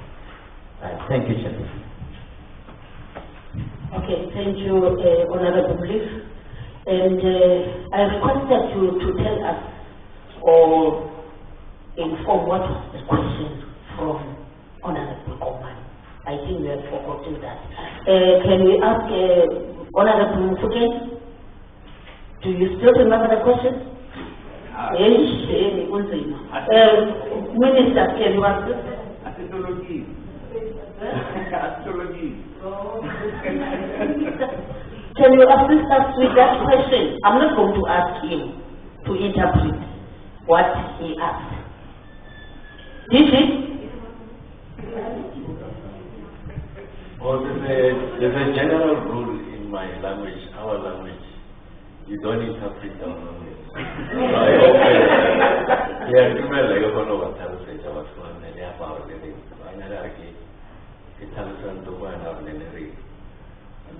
Because no, I was ready to answer the question. No. Okay. Oh, no. So the speaker is going to pay me for my service. Okay. Invoice. Well, I won't do that. But I think the first question was whether in the computation of tariffs you take into account the interest of the poor. And the second one was that the tariff increases, do they take into account the fact that people are already overburdened by the debt? And how do you arrive at the determination that given that people can pay at the current rate and you still insist on the increase? I think that's the point that you are raising.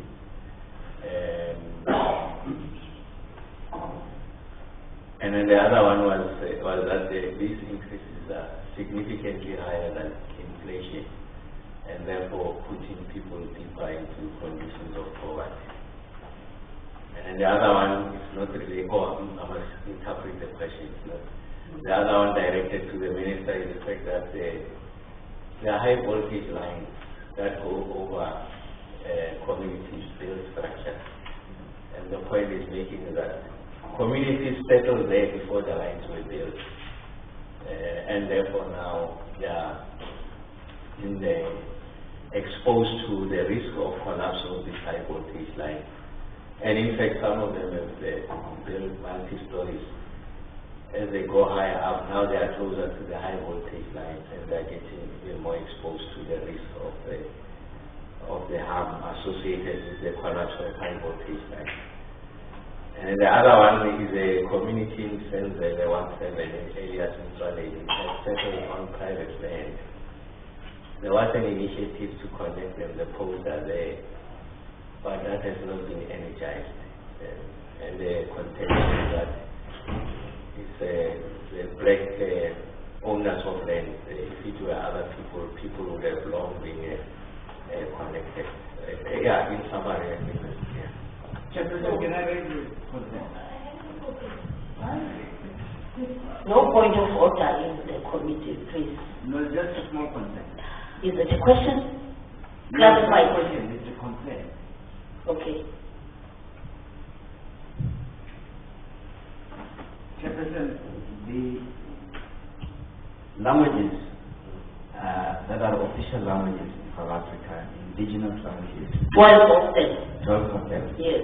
And members have a right to express themselves in any one of them at any time. And I think it is Parliament's duty to ensure that there are translation services available, not just in the House, but also in the committees. Because even as we are here, okay, there is so much English that is being spoken here that those of us in Afrikaans. Yeah, those of us who are not English struggle to follow and don't get the luxury. Okay. Of You've taken note of that. Thank you.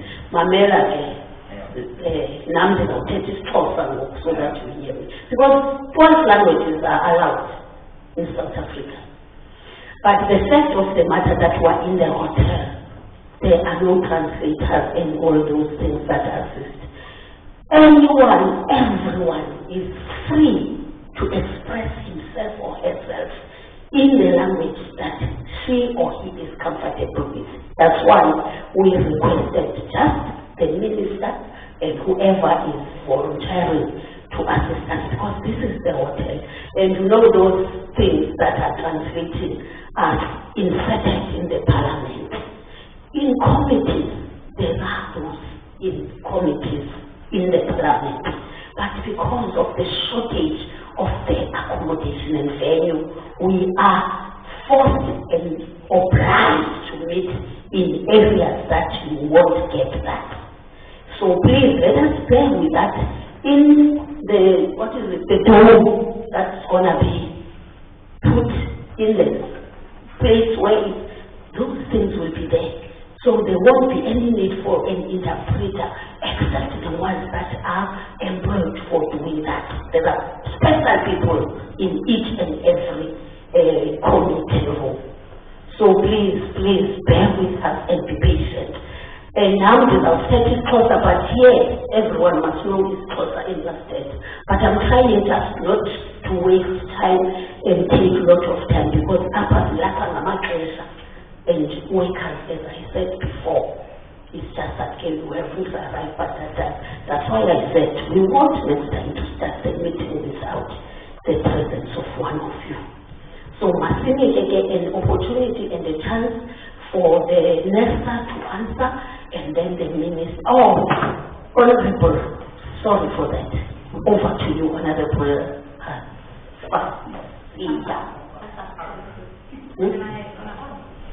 I don't want Hassan. I want Fasia. I'm not on. Okay, I'll use my phone shop to you. Now I'm on. It wasn't back to me.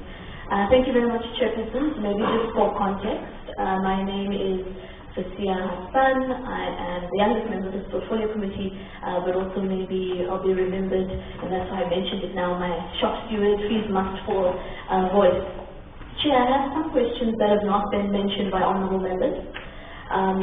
Some of them do in fact roll on towards NERSA and then come to the Minister. But the first is around efficient costs, right, and how efficiency itself is defined. And I mean that in terms of how pricing, tariff, cost of supply, cost breakdown structure, we know there's different methodologies. But when the word efficiency is used both in the Act but also in terms of NERSA regulations for the determination, that's very important to understand. And related to that is also, given the state of municipalities, and my honourable member here mentioned it as well, the lack of skills, etc. What are we doing to assist municipalities to be able to meet that criteria? Are we working with provincial treasuries? Are we working with national treasury to really ensure that, number one, they are able to meet it, but number two, we are ensuring sustainable municipalities, which, as we know, is a very important part of the legislative framework. I'm also interested in talking around, and maybe we must also be frank here in this committee, Chair, that there's almost an incentive for municipalities to inflate costs.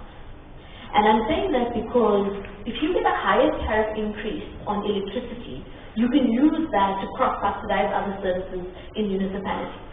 And given some of the challenges I mentioned, capacity, but also in terms of financial challenges of municipalities, there may be a temptation in some ways to not only increase those costs, but to try and subsidize for others.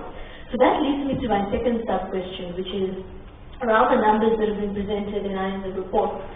Are those numbers audited that come from municipalities? Are we checking on them? Because, like I said, municipalities can inflate costs to get more revenue, and I do wonder as well, in the city of Cape Town, is that one of the things that's happening there? I also have a question around cross-subsidies and the elimination thereof, and maybe it's my confusion, Chair, but Section 15(1)(d) of the ERA actually speaks to the opposite in the way I interpret the Act. To what has been recommended from NERSA to municipalities. I'm very interested in the cross-subsidies and the recommendation or the suggestion on the taste elimination thereof.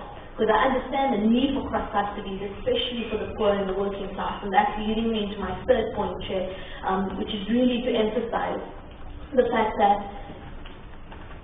in the cost of supply breakdown, and I know it's said and it's being vocalized both here and in the report, but we are under extreme pressures in society, right? We are on this side of the table elected by 62 million people, give or take, who are really suffering under the rising cost of living and the rising cost of electricity tariffs.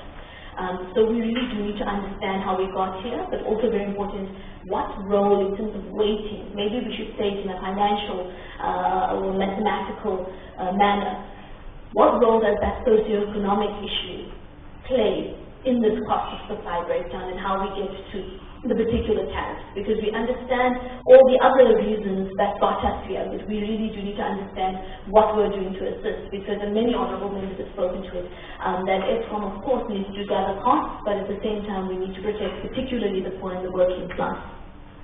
Chair, I think we need to be sent the most updated presentation. I think we've covered that. And then I'm going to end on a very important point. Sorry, my notes are between my laptop and my notebook. It's around energy poverty, Minister.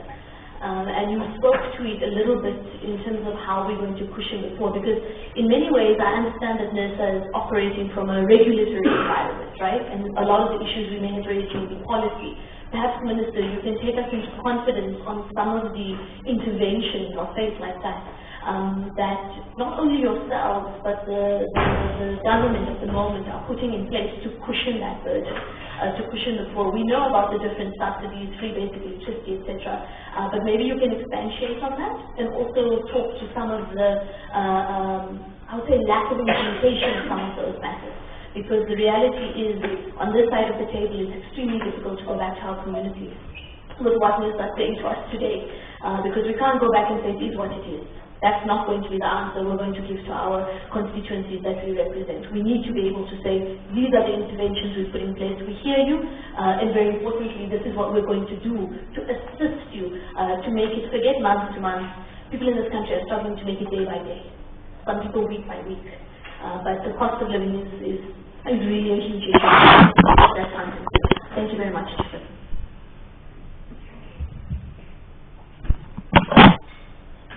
Thank you, honourable members. I think we've said it all. I'm not going to ask any questions because members have covered them. Minister, I would love you to be the last so that you also cover up all what has been left out. Can we give over to NERSA to answer the questions? The time now is 11:52, meaning that we've got 1 hour to cover all answers and also follow-up questions.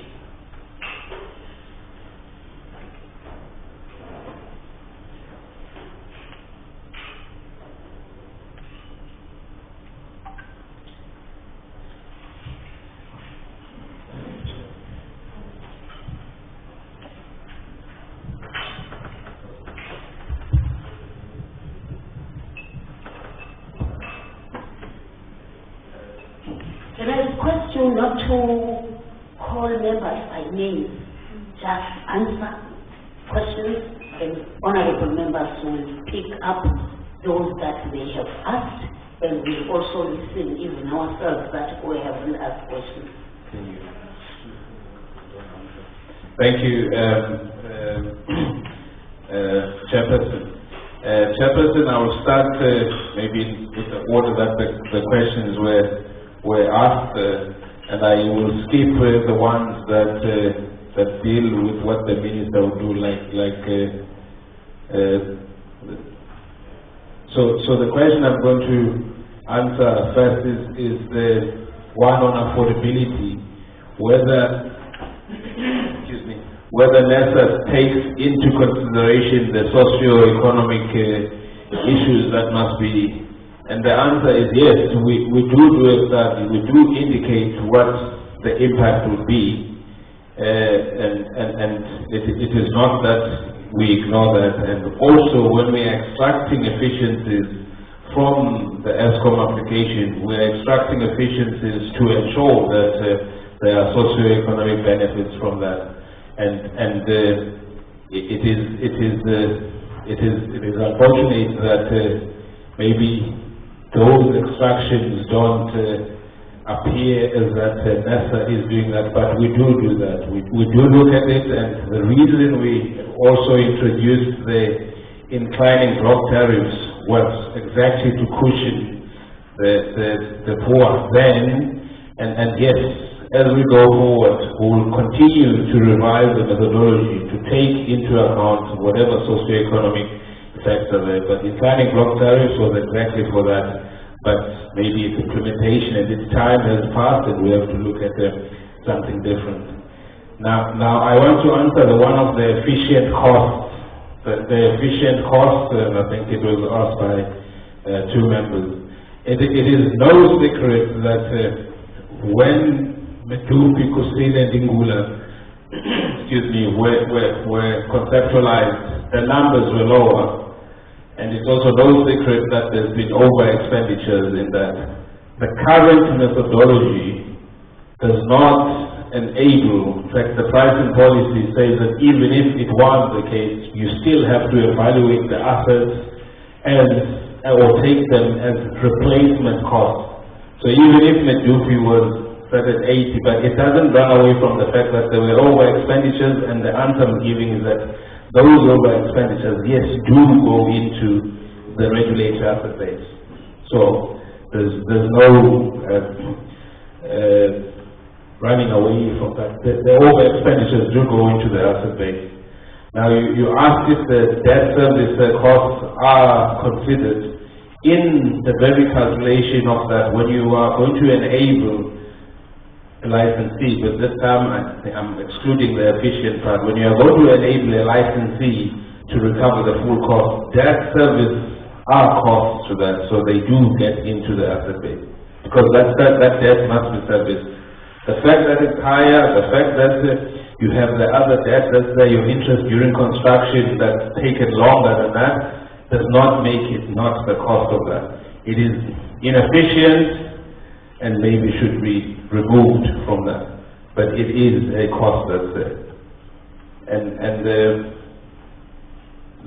was a question that was asked as well, I think whether it's fair. I think it is included, and the truth is it may not be fair, but unfortunately we have this one ESCOM that has still got to pay this debt that they didn't get. Otherwise, if they don't pay them, I think that we will not have a utility. But the debt has to be paid. The debt was taken, and the debt is also covered with the sovereign guarantees behind. Efficiency of this, I am of the view that we look at what has been expanded, and when there's been inefficiencies, we extract those. But as far as the fact that the Medupi was supposed to be constructed in so many years, therefore there's been an increase in that part is the part that still has to be taken into consideration going forward. Those costs that were expanded in that, and those inefficiencies must still be extracted from ESCOM going forward. But as it is now, it is put into the. My colleagues will answer the one of the 102 municipalities from 257. And you asked about Mr. Gumede. Mr. Gumede is one of 9 members. The regulator takes decisions as the 9 members and the majority. So the fact that he is responsible for electricity, or primarily responsible for electricity regulation, doesn't mean that he goes over any other person. There are 9 members, and when they vote on something, it is the majority of those members that take the decision.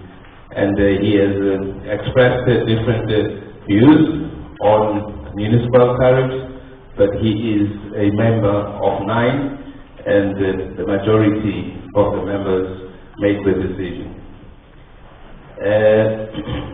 Excuse me. You also asked about the flexibility of municipalities when it comes to changing from ESCOM. That flexibility is there, but it is premised on one thing, that when you want to change your tariff, move from one to the other, you must have your accounts up to date. And many of the municipalities that can change is because they do not have their accounts up to date with ESCOM. I will jump to the next set of questions.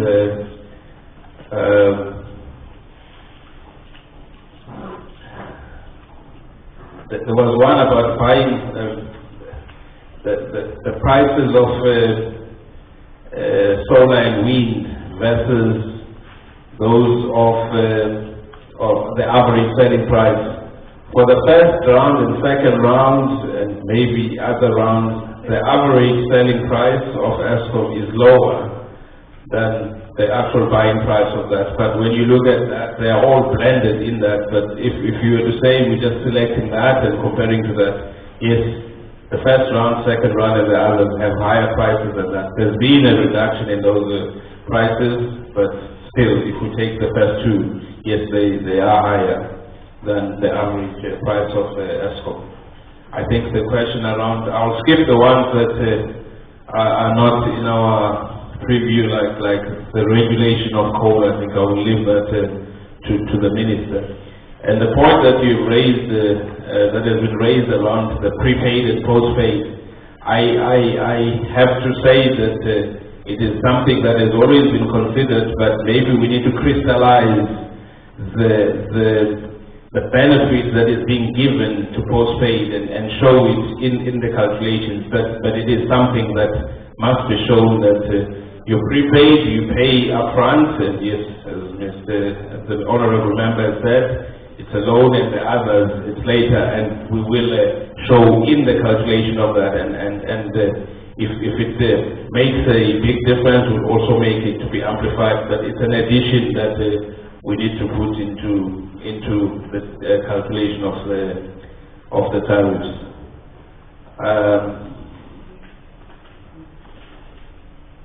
Apologies, I think at this stage I have answered the ones that I can address, and I think Mr. Mkhize will answer the one around to the municipalities and the numbers and all of that. Through you, Chair, may I give Mr. Mkhize.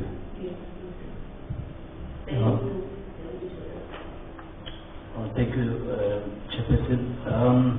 Just with regard to the numbers of municipalities, the 258 is the total number of municipalities in the country, but the licensed units are 178 licensed in NERSA. So that is that on that one, and then can I just add, I think when you say 257, some of the municipalities don't have a license, but it gets done by the district or they combine with another municipality. For instance, in Tshwane, you have Tshwane, it has taken a few of the municipalities around there, so you are not going to get 257, you're going to get a lesser number. Thank you. Thank you, Chairperson. And then I think I was asked to answer just a few with regards to, firstly, the cost of supply methodology, whether it's the best methodology. Well, we had to comply with the court order to ensure that whatever methodology that is used is in compliance with the ERA as well as the EPP. So yes, it is compliant. And then I think there was a question in terms of what is NERSA doing about the skilling of Munix. Well, we did mention in the presentation some of the interventions that NERSA has put in place even during the tariff review period, where we've asked a private consultant to assist with developing models for cost of supply studies, as well as the workshops and a number of other interventions that we already mentioned. We can do more, of course, but obviously the limitation is always the finance, the finance part of things. And then you mentioned about the auditing of the numbers. Of course, the Auditor General does audit municipalities' books, their financial statements and so on, but we obviously also use the financial statements to ensure that the numbers that are, that are submitted are in line with the audited financial statements. And then I think there was an issue about the consideration of the poor when it comes to prices and so on. I'm sure you are aware of the home light tariff, one type of tariff where of absolutely indigent poor people, they are on a 20 amp circuit breaker supply. When they buy electricity, they automatically get the electricity at a subsidized price, and that subsidy is paid by the industrial as well as the the middle class sort of home tariff type. So that is already subsidized, and I think you will recall in the increase of 2023-24. Instead of the 18% that was generally applied, this specific tariff type got only 10% increase. So these things are definitely taken into consideration. Chairperson, I'm not sure if I'm missing anything. There was one also from an honorable member about ESCOM tariffs versus municipal tariffs, whether these are the same or not. And of course, they are not the same in a sense that it costs different. The cost of supply study is there to ensure that whatever it costs to supply is what is actually translated as tariffs. So because of the varying circumstances between the different distributors, these costs will not be the same even amongst the municipalities themselves. So that is obviously, so what we need to scrutinize is the cost of supply study to ensure that are there any inefficiencies that are built into it, in order then to make sure that whatever that is being charged is according to the cost of providing the service. And then maybe I'll just touch on the one about how we determine whether costs are efficient. NERSA has a guideline for prudency assessments that talks about, you know, if a decision is made, there's certain information that needs to be taken into account. So if that information was not then taken into account, we then look at what would be the difference had that information been taken into account versus what actually happened. And then obviously the deduction then is made accordingly. But the guideline is available online for full reading for members to then have a look at that. I hope I didn't skip any other thing, Chairperson. I think all the questions have been covered, but there was one where the member raised if whether the cost of supply is aligned to legislation. Yes, it is. In terms of ERA and the electricity pricing policy, there was also another point that was asked as to whether did we conduct public hearings in processing these applications. Yes, we did. Even on the municipal side, they are compelled to advertise before they take their proposed application to the council. Once council approves, then it comes to consideration. Thank you.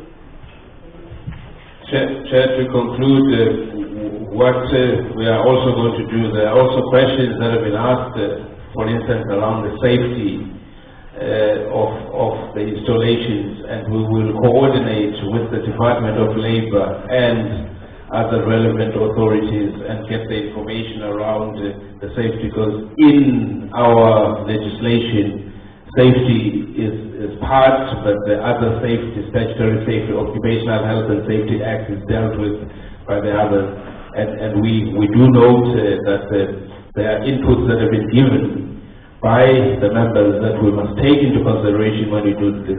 For instance, that on the prepaid, we must consider that there's an interest that gets accumulated from prepaid, and therefore that interest must feed back to the consumers, and most of the consumers that are affected by this are the ones that are poor or even middle class.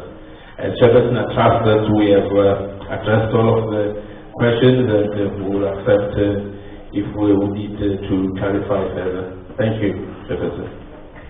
Thank you, Chair. Over to you.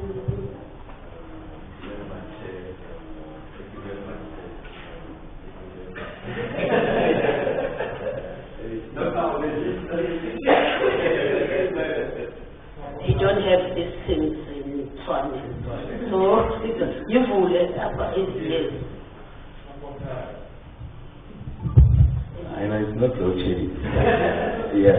No, maybe just to start, no, Honorable Mayhem, you are absolutely correct. I think the electricity environment, if you like, has evolved over a period of time, or landscape rather.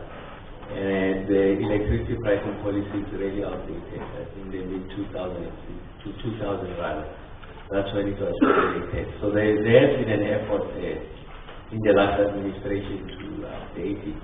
It had gone through a process of netlet, but we have agreed with the DG that perhaps we need to revisit even that process so that it takes into account the kind of rapid technological evolution that has taken place in the electricity environment or ecosystem, if you like. So it is our intention that we're going to revise the electricity pricing policy with speed, and of course it will be a subject of public consultation, and ultimately it is this body here which will also look into what the pricing policy looks like, so that there's an overall appreciation that first we are alive to the challenges that are facing our people, but also measure the efficacious nature of the policy position that will be taken. You are absolutely correct. I think the issues of the socio-economic impact are going to be elevated. They should receive significant attention in that electricity pricing policy, and then they can get to be codified in the process of NERSA. So I fully agree with the point that you are making.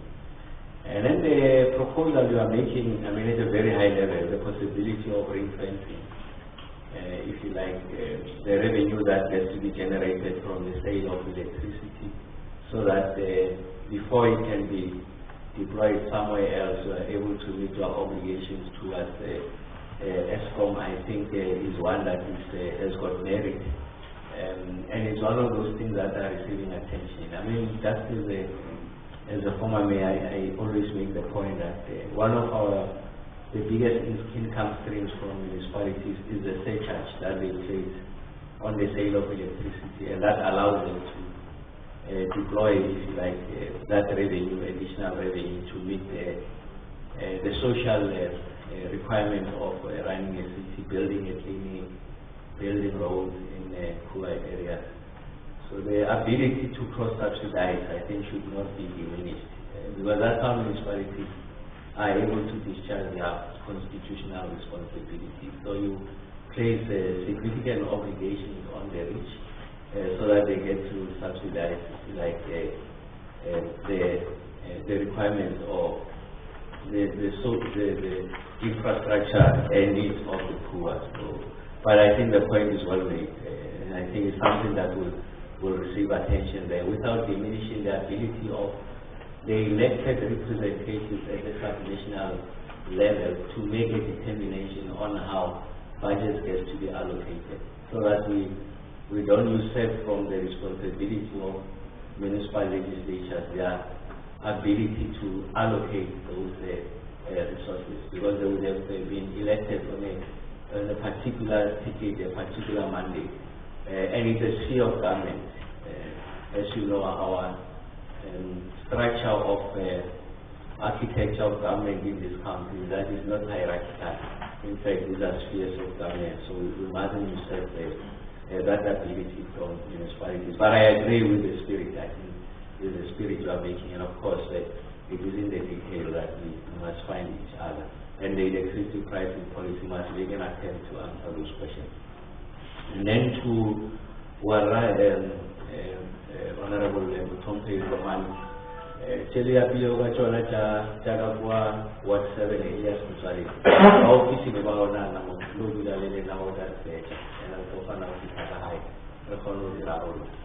just a point of meeting to Honorable Omani, I think, agitating on behalf of a community that in his view has been deprived the right to get access to electricity because they're located on privately owned land. I'm simply making the point that we pursue that conversation with him outside this meeting together with the municipality and see how best we can find an enduring solution. I guess that communities can be penalized on the fact that they've occupied private land. Of course, municipalities will have their own view. There's a way of finding each other. That's the assurance I give to Honorable Command.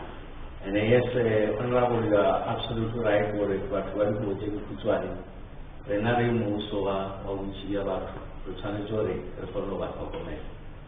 But for now, Ochilu Balatala, Vanamisho, Avaholo, Lopatelagi, to Hello Jabo. So, you Musoilo, Sansuva Gomez. The Gamoria out at Alana, allow police, but about the show, we were Hapolo, but about the Alam Bahona Kumana Mutakasoma, or one pure affair. So the point I'm making is I agree with you that the democratic government has got an extraordinary duty to caution who are the downfall. That's why the federal administration is making it its business as part of priority number 2 to fight poverty and the rising cost of living. And one of those we have identified is the cost of municipal utilities in the form of water and electricity. So we'll do everything possible to cushion them. I think that priority. So we want to make sure that electricity pricing structure is such that it's affordable for low-income households and cost-effective for everyone, so that businesses are competitive and even the middle class. I mean, they are also under significant amount of credit.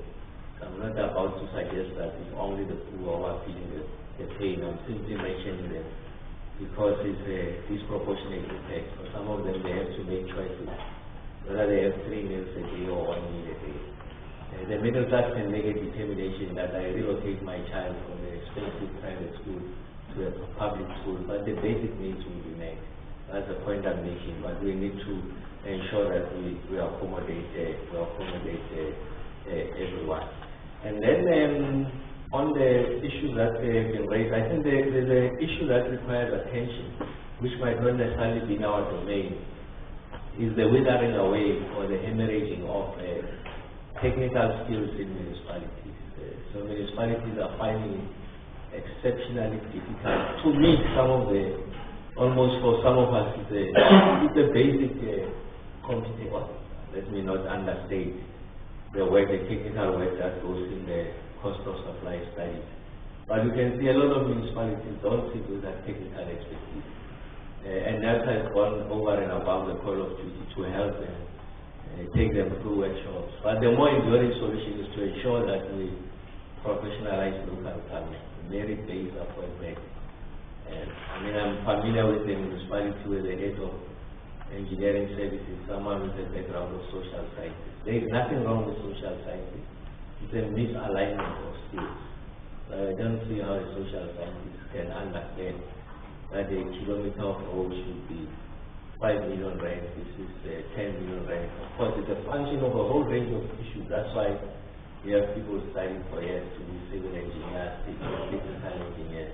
So I'm just saying municipalities, some of them are unattractive spaces for these skills. So if you professionalize, you allow for vertical and horizontal movement of skills, because the incentive will still be the same.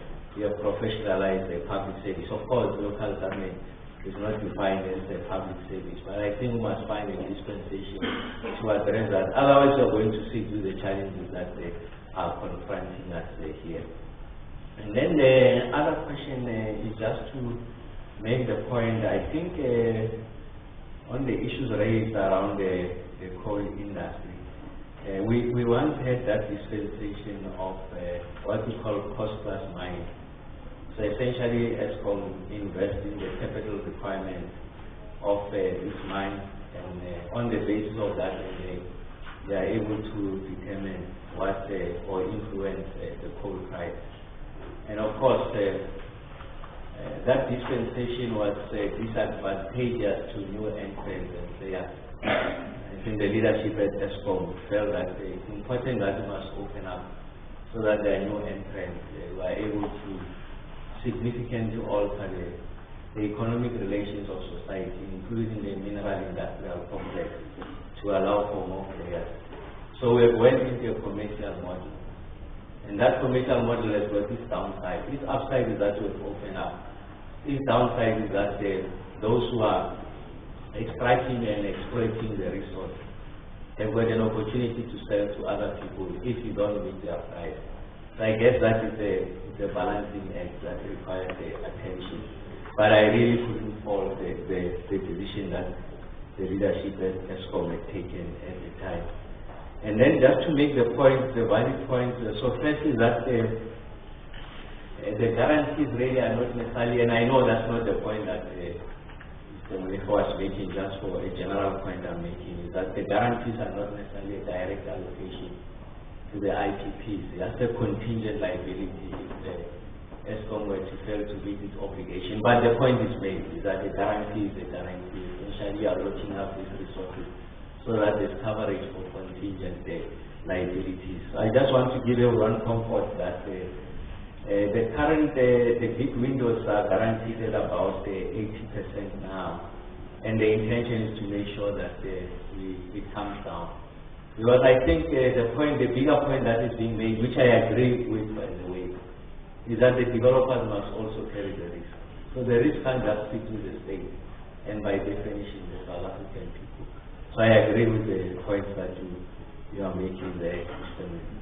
And then the other point to be made is on the technologies, absolutely correct, and non-dispatchable nature of renewable energy, and that's why the significant investment in storage capacity, battery storage, 2 to 4 hours still insufficient. We think that technology is going to advance. The Chinese are advancing this at a rapid pace. Green hydrogen is another energy carrier and storage capacity, and that's why we're working on hydrogen and in this green hydrogen, because that is produced through cleaner sources. We've got technology advantages. Sasol is in that space, the Fischer-Tropsch technology. We are the leaders in the whole world. So what we are trying to do, remember there, I mean, the point is made, well made, is that they increase your storage capacity, and that's why green hydrogen and battery storage must feature prominently. I think Mr. Ramokgopa makes the point, over time, the cost curve has come down. I think it started DG at about 380 or so kilowatt hour. We are now at 57 kilowatt hour and continues to go down. And we see that over a passage of time, I think it will even come significantly lower. So over time, I think the cost of renewables will be lower, and then that will be reflected in the prices. And of course, I'm not negating the fact that this is non-dispatchable. So really, it's in the mix, and that's why it's important that we're talking of a mix and not just a binary conversation of one technology versus the other. We want to do all of the above. I think the point is well made. And then on the issues of prepaid, postpaid, in addition to the observation are totally correct, but what we're trying to do now is to place everyone on prepaid. Smart meters allows us an opportunity to dynamically manage the load without necessarily have to go through load reduction, very intelligent to tell us if the load is significantly higher than what the infrastructure can carry, and remotely disconnect those appliances that are responsible for consumption, so that if you like, we're able to cushion everyone. The observation is correct, is that historically prepaid was the solution for the poor, but we can see now it has evolved. It's for everyone now. I mean, the trial that we did in 4 ways was in the more affluent areas, testing the technology of dynamically reducing the load without initiating load shedding, and we found that to be working very well there. We are expanding it across the country, and in fact the priority is for affluent areas, because that's they account for most of the household loads. So we are likely going, the return from the reduction in consumption will be far greater than if we are to prioritize poor households. So the point I'm making is that it's a solution for everyone, and I think we want to get to a situation where everyone is on prepaid. And then on the other issue of okay, I think I've answered the one. Yes, and I can't leave this out. You are absolutely correct. UBEC is EAF is 90% plus. What has happened over the past 2 years is because we're taking the line, took out unit number 1. So that's why it's lower, but it's the best performing, and that's why we're extending the life of that. And then just the last question, just to say, remember Hassan, you are right. I think what are the most immediate things that we can do to cushion the poor as we revise the electricity pricing policy? Like I said, I agree with the Honorable Mayor. The first one is the quantum of 50 kilowatt hours sufficient? So this was determined over 18 years ago. Consumption patterns and all of that has changed. So the first thing is to, I am of the opinion, is the increase of that allocation. The second one is the point I made, to ensure that the support we give to the poor is comprehensive. What do I mean by that? I said 10 million households qualify. Only 2 million get that benefit. Make sure that this 8 million is covered. The money is there, it's not the money question, it's how it gets to them. It's the inefficiencies on the side of municipalities and ESCOM. And I did make the point about what is the documented shortcomings of municipalities, and that's why it should concern us and become our business to work with corporate to ensure that we capacitate the municipalities. The other one is technology such as solar, of course accompanied by storage capacity, battery and inverter. It's a solution available to the rich because they've got their credit profile is such that they can go to the bank, raise the money associated with rolling out the rooftop solar solution. Some of them are sitting with unencumbered cash, but the poor can't do that. While you are sitting with the resource, which is the sun. Now we're working now in the department, which is just to rethink the INEP grant. That's a grant that is meant for universal access. Let me take the example of Honorable Komani there. Instead of us going to municipalities, ESCOM, complaining, let's come and fix the wire, we simply roll out rooftop solar solution. So they are generating cleaner almost for free. I mean, it has the capital cost associated with the components. The sun is for free. It's available in the Palale, where it's mentioning the sun is there. As long as the storage capacity, of course, there will be days where there's intermittent weather. I'm not suggesting that we are going to be completely off the grid. It's only during those periods that we can rely on the grid. But on the average, I think we are able to provide for the poor. But as you roll out that program, you are guaranteed annual allocation about 5-6 billion rand. So we've got see-through. We know for the next 5-10 years we'll get this money. So why not manufacture the panels here? We are creating new skills. We are going to install, we are going to maintain, we are going to manufacture. So you are building an industry on the back of that rollout. And then you are doing it greener. And then you are resolving the affordability problem. So we're not sitting with the next problem. How do you take care of the poor? Is the sun is simply generating. We're not having a conversation of coal, diesel, gas, and all of that. And then the rich will take care of themselves. But once, when I say take care of themselves, they can afford. But once you produce locally, the cost of production is becoming more efficient. They'll get that benefit themselves, as opposed to importing from outside. I think 95% of the panels are imported from China.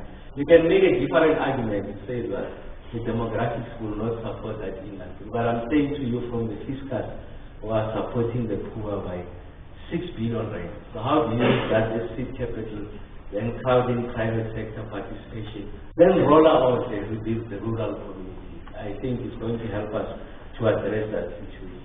The other one, as a consideration, I hope there will not be a headline that the government says, I'm saying as a consideration. I mean, we can make a determination that the poor, the increases that is, of course, you'll resolve it through a technology issue. Once you have rolled out prepaid and determine what households qualify, you can determine a ceiling that for this category of household, the increases cannot be beyond above inflation. As an example. So, but it's a policy question that we can discuss ourselves. That's the affordability I'm talking about, and for the others it's cost reflective because it could be above inflation. That's the point I'm making. And then there are issues of carbon tax. If you look at what has been applied by Eskom, about 3 to 5 percentage points of that is because of carbon tax. So it's going to kick in now in the current window. Started 5 billion goes to 12 billion per annum. That's 3 to 5%. You can remove it immediately by shifting the window. Now the criticism will be that, yeah, but then it means that we don't want to decarbonize. No, we'll decarbonize. The technology that allows us to do that. So I'm answering the question. How can you, in the short term, help everyone? The quickest solution is push out that carbon tax application. So you have removed immediately 3 to 5 percentage point increase on the tariff. That we should do it or not, we can have a conversation. It's got the upside, it's got the downside, but as an immediate measure, you can achieve that. That's the point I'm simply making. The other one is that if there's better management of municipalities, prepaid and that guarantees the payment of current account. What it does is that Eskom builds in that there's about 5% of the tariff that fits into area debt. But Eskom says I can absorb up to 50% of that. So essentially there's 2% that must be paid because of area. So once you resolve the challenges in municipalities, immediately we remove 2 percentage points on the tariff increase. So if you combine carbon tax and this, there's a good 6 percentage points that you remove immediately. And then you are providing relief not just to the poor, but to everyone. So I'm just simply saying, colleagues, that there are things that we can do immediately. But all of them have got the upside and the downside. We must agree what are we resolving. If in the short term we are resolving the pressure point that is as a result of tariff increases, then it's clear what we can do. And accept that we can live with the consequences. And then we'll resolve those things much later. But if you want to do both, then it's a dynamic relationship that requires some degree of how we balance this equation. But I think the point is, as I conclude, this situation is untenable.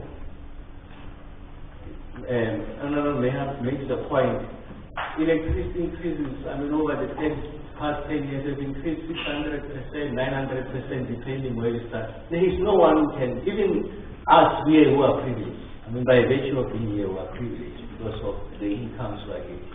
Imagine the pain that is suffered by the poor. They have to make choices. Do I have 3 meals a day or 1 meal a day? You and I have the latter. Like I said, I can choose not to buy this expensive car, but I feel my life will not be disrupted significantly. But the poor are finding it difficult. The middle class are really finding it tough this day. The tough situation. I really want to say to the people, we feel their pain, we hear their cries, we understand their grievance, and we're determined to resolve this problem as soon as possible. It's not a NERSA problem. They are working within the parameters of crisis policy. It is our problem, and we will come with solutions on how best to do it. And we must do it with speed. We don't have time. People are finding it difficult. Life is tough out there. It's exceptionally difficult for everyone across the gender, race. It's very difficult. That's why we need to find a solution. Thanks, Comrade.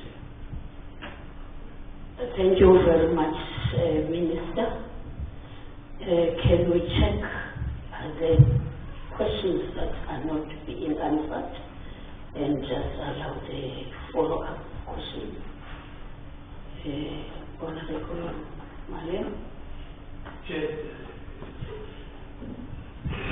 Not a question. I just wanted to correct the Minister on something, and I apologize for doing that. But the Coburg Energy Availability Factor over the last 10 years, the highest was 80% in 2014, the lowest was 60% in 2021, and the average over the last 10 years is 69.27%. So we're not at 90% from nuclear. We're not anywhere near 95% on Molefe. And that factors in refueling and the like, but outages generally have put nuclear at 69.27% energy availability factor. That's the one thing. The other thing that I just wanted to touch on very quickly was NERSA, Mr. Bakula, you said you take out the inefficiencies when you calculate the MYPD. Maybe that other mic is on, so it's creating an echo. It's difficult to hear on the mic. So maybe I apologize, Chair. I apologize, Chair.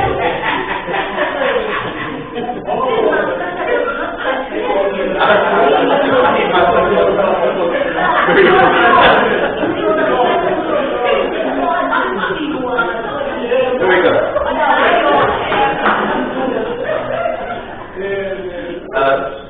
Just the point that Mr. Bakula made about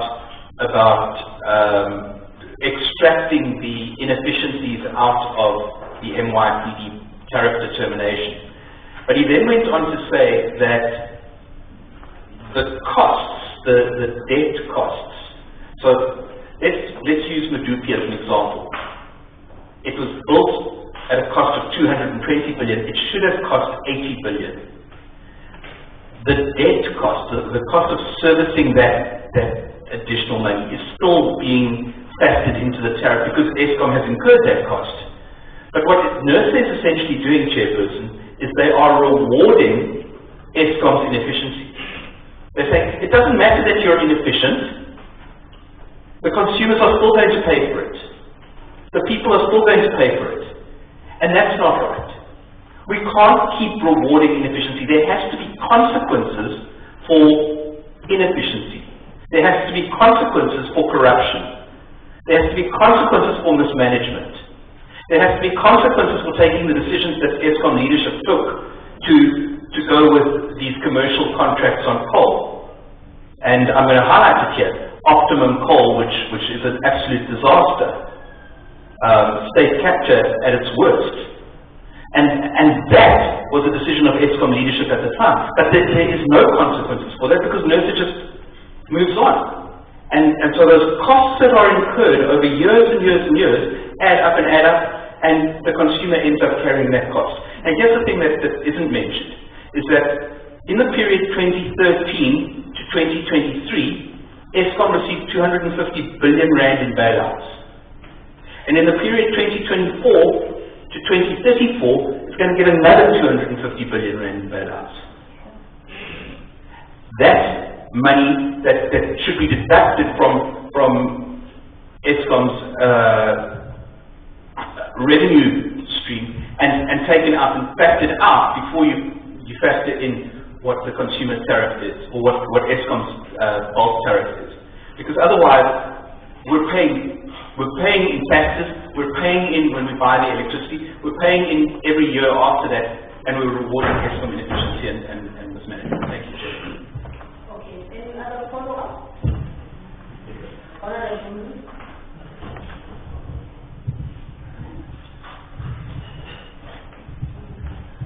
Chair, no, I won't be engaged in the EAF, in a debate on the EAF of Quebec, because until at least you say what the source is. And how it was calculated. The question though, Chairperson, that was there was an acknowledgement that there is a difference between the price of renewables and the price at which Eskom sells electricity. There was acknowledgement that that is correct and that renewables are a little bit higher. So the question that I would like to repeat is, what is the spread? What is the difference per kilowatt hour? So at what price are we buying renewables and at what price are we selling?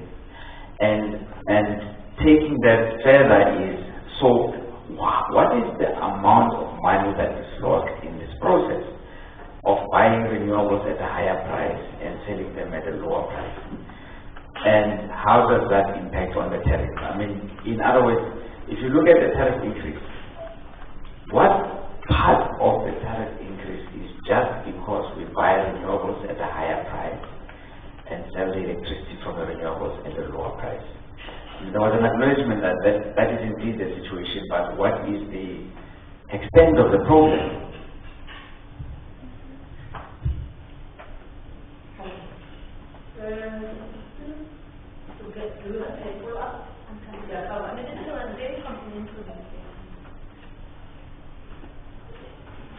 And then there was a question that was in, I'm not sure whether it was answered.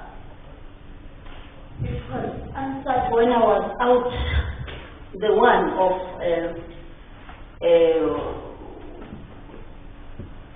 who are these companies? Who are these companies that are selling these renewables? I think it was asked by Honorable Molefe. If you don't have the answer today, you can write it via the secretary to the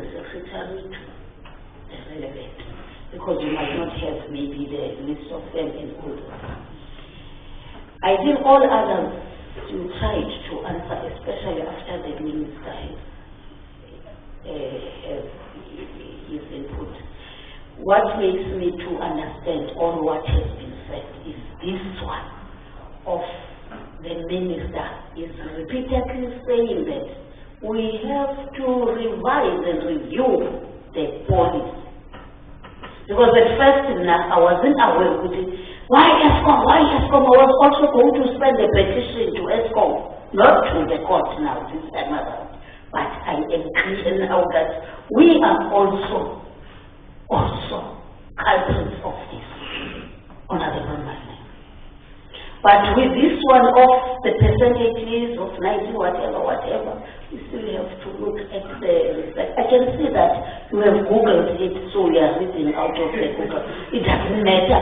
Whatever that the percentage is, it's fine. It's there, no, it's there. Let's look at these ones that are very critical, so as to be able, when we are doing the debate, because we are challenged by the Honorable Malema to have that debate so that you are broadcasting live when we are answering a debate. So we are able to debate it now because we have managed to get the facts and what has happened and how has it happened. So you have assisted us with this presentation. Can you last just respond to this follow-up? There are not too many, it's few, so that we summarize what is. Thank you, Chair. The Chairperson, the information about who, I mean, there's 102, in fact it's more now, we've got the names of the licenses, but I think for me to read them out, so we'll provide that information. The second piece of information that the Honourable Member requires, I think we also have to provide it and put it in context. I mean, we'll say what the contracts are, because the other thing that happens is because the renewables go in and get blended with the rest of the power, you have a blended price, not just one. But I do get the point that let's show what the renewable energy prices are. Let's also show what the selling price, let's show how much they produce and the times at which they produce, and we'll probably granularize that information so that it shows the clear picture of the contribution of renewables to the price increases. Thank you. And the last one the last one around extracting the efficiencies. I think efficiencies will be ultimately extracted, and at a certain point, for instance, if we are talking about the current, determination, obviously in the current determination, the part of the loan that is being serviced by the state is not going to be part of the tariff. It will be removed from that. But I think the further thing that is indicated that even in the other ones, once the efficiency and the prudence has been proved, there is a requirement to claw back benefits that were received, claw them back and give them back to the customer. So I think the second part around what has already been given probably has to be thrown back and done that. And in the past, if you look at what had happened in the past, when the state has spent, it came to a point where it said from now onwards there will be no increases in electricity, like in the early 90s, no increases in electricity that are higher than inflation, and it was kept at that, and you had the price come down. Maybe in this journey we are probably going to repeat that, but I mean, it's not NERSA who determines that.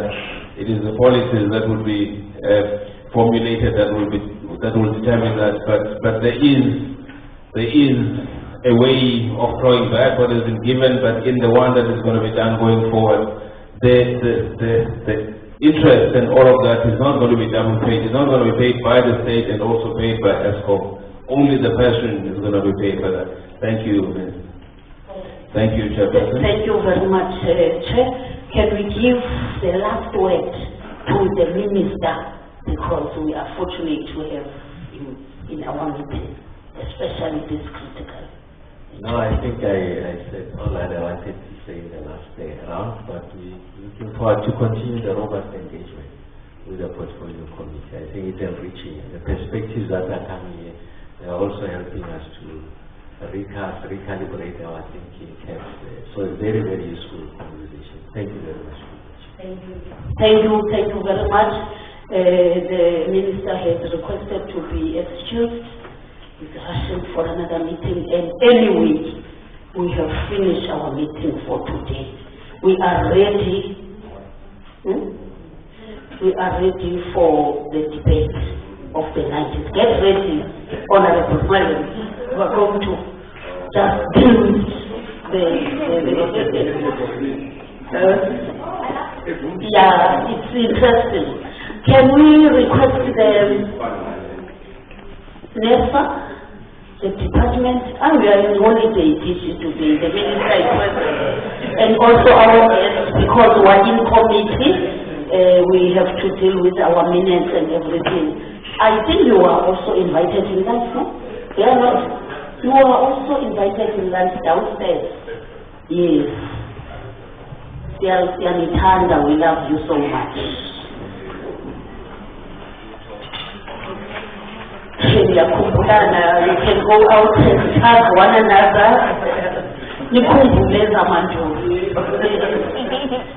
Thank you for see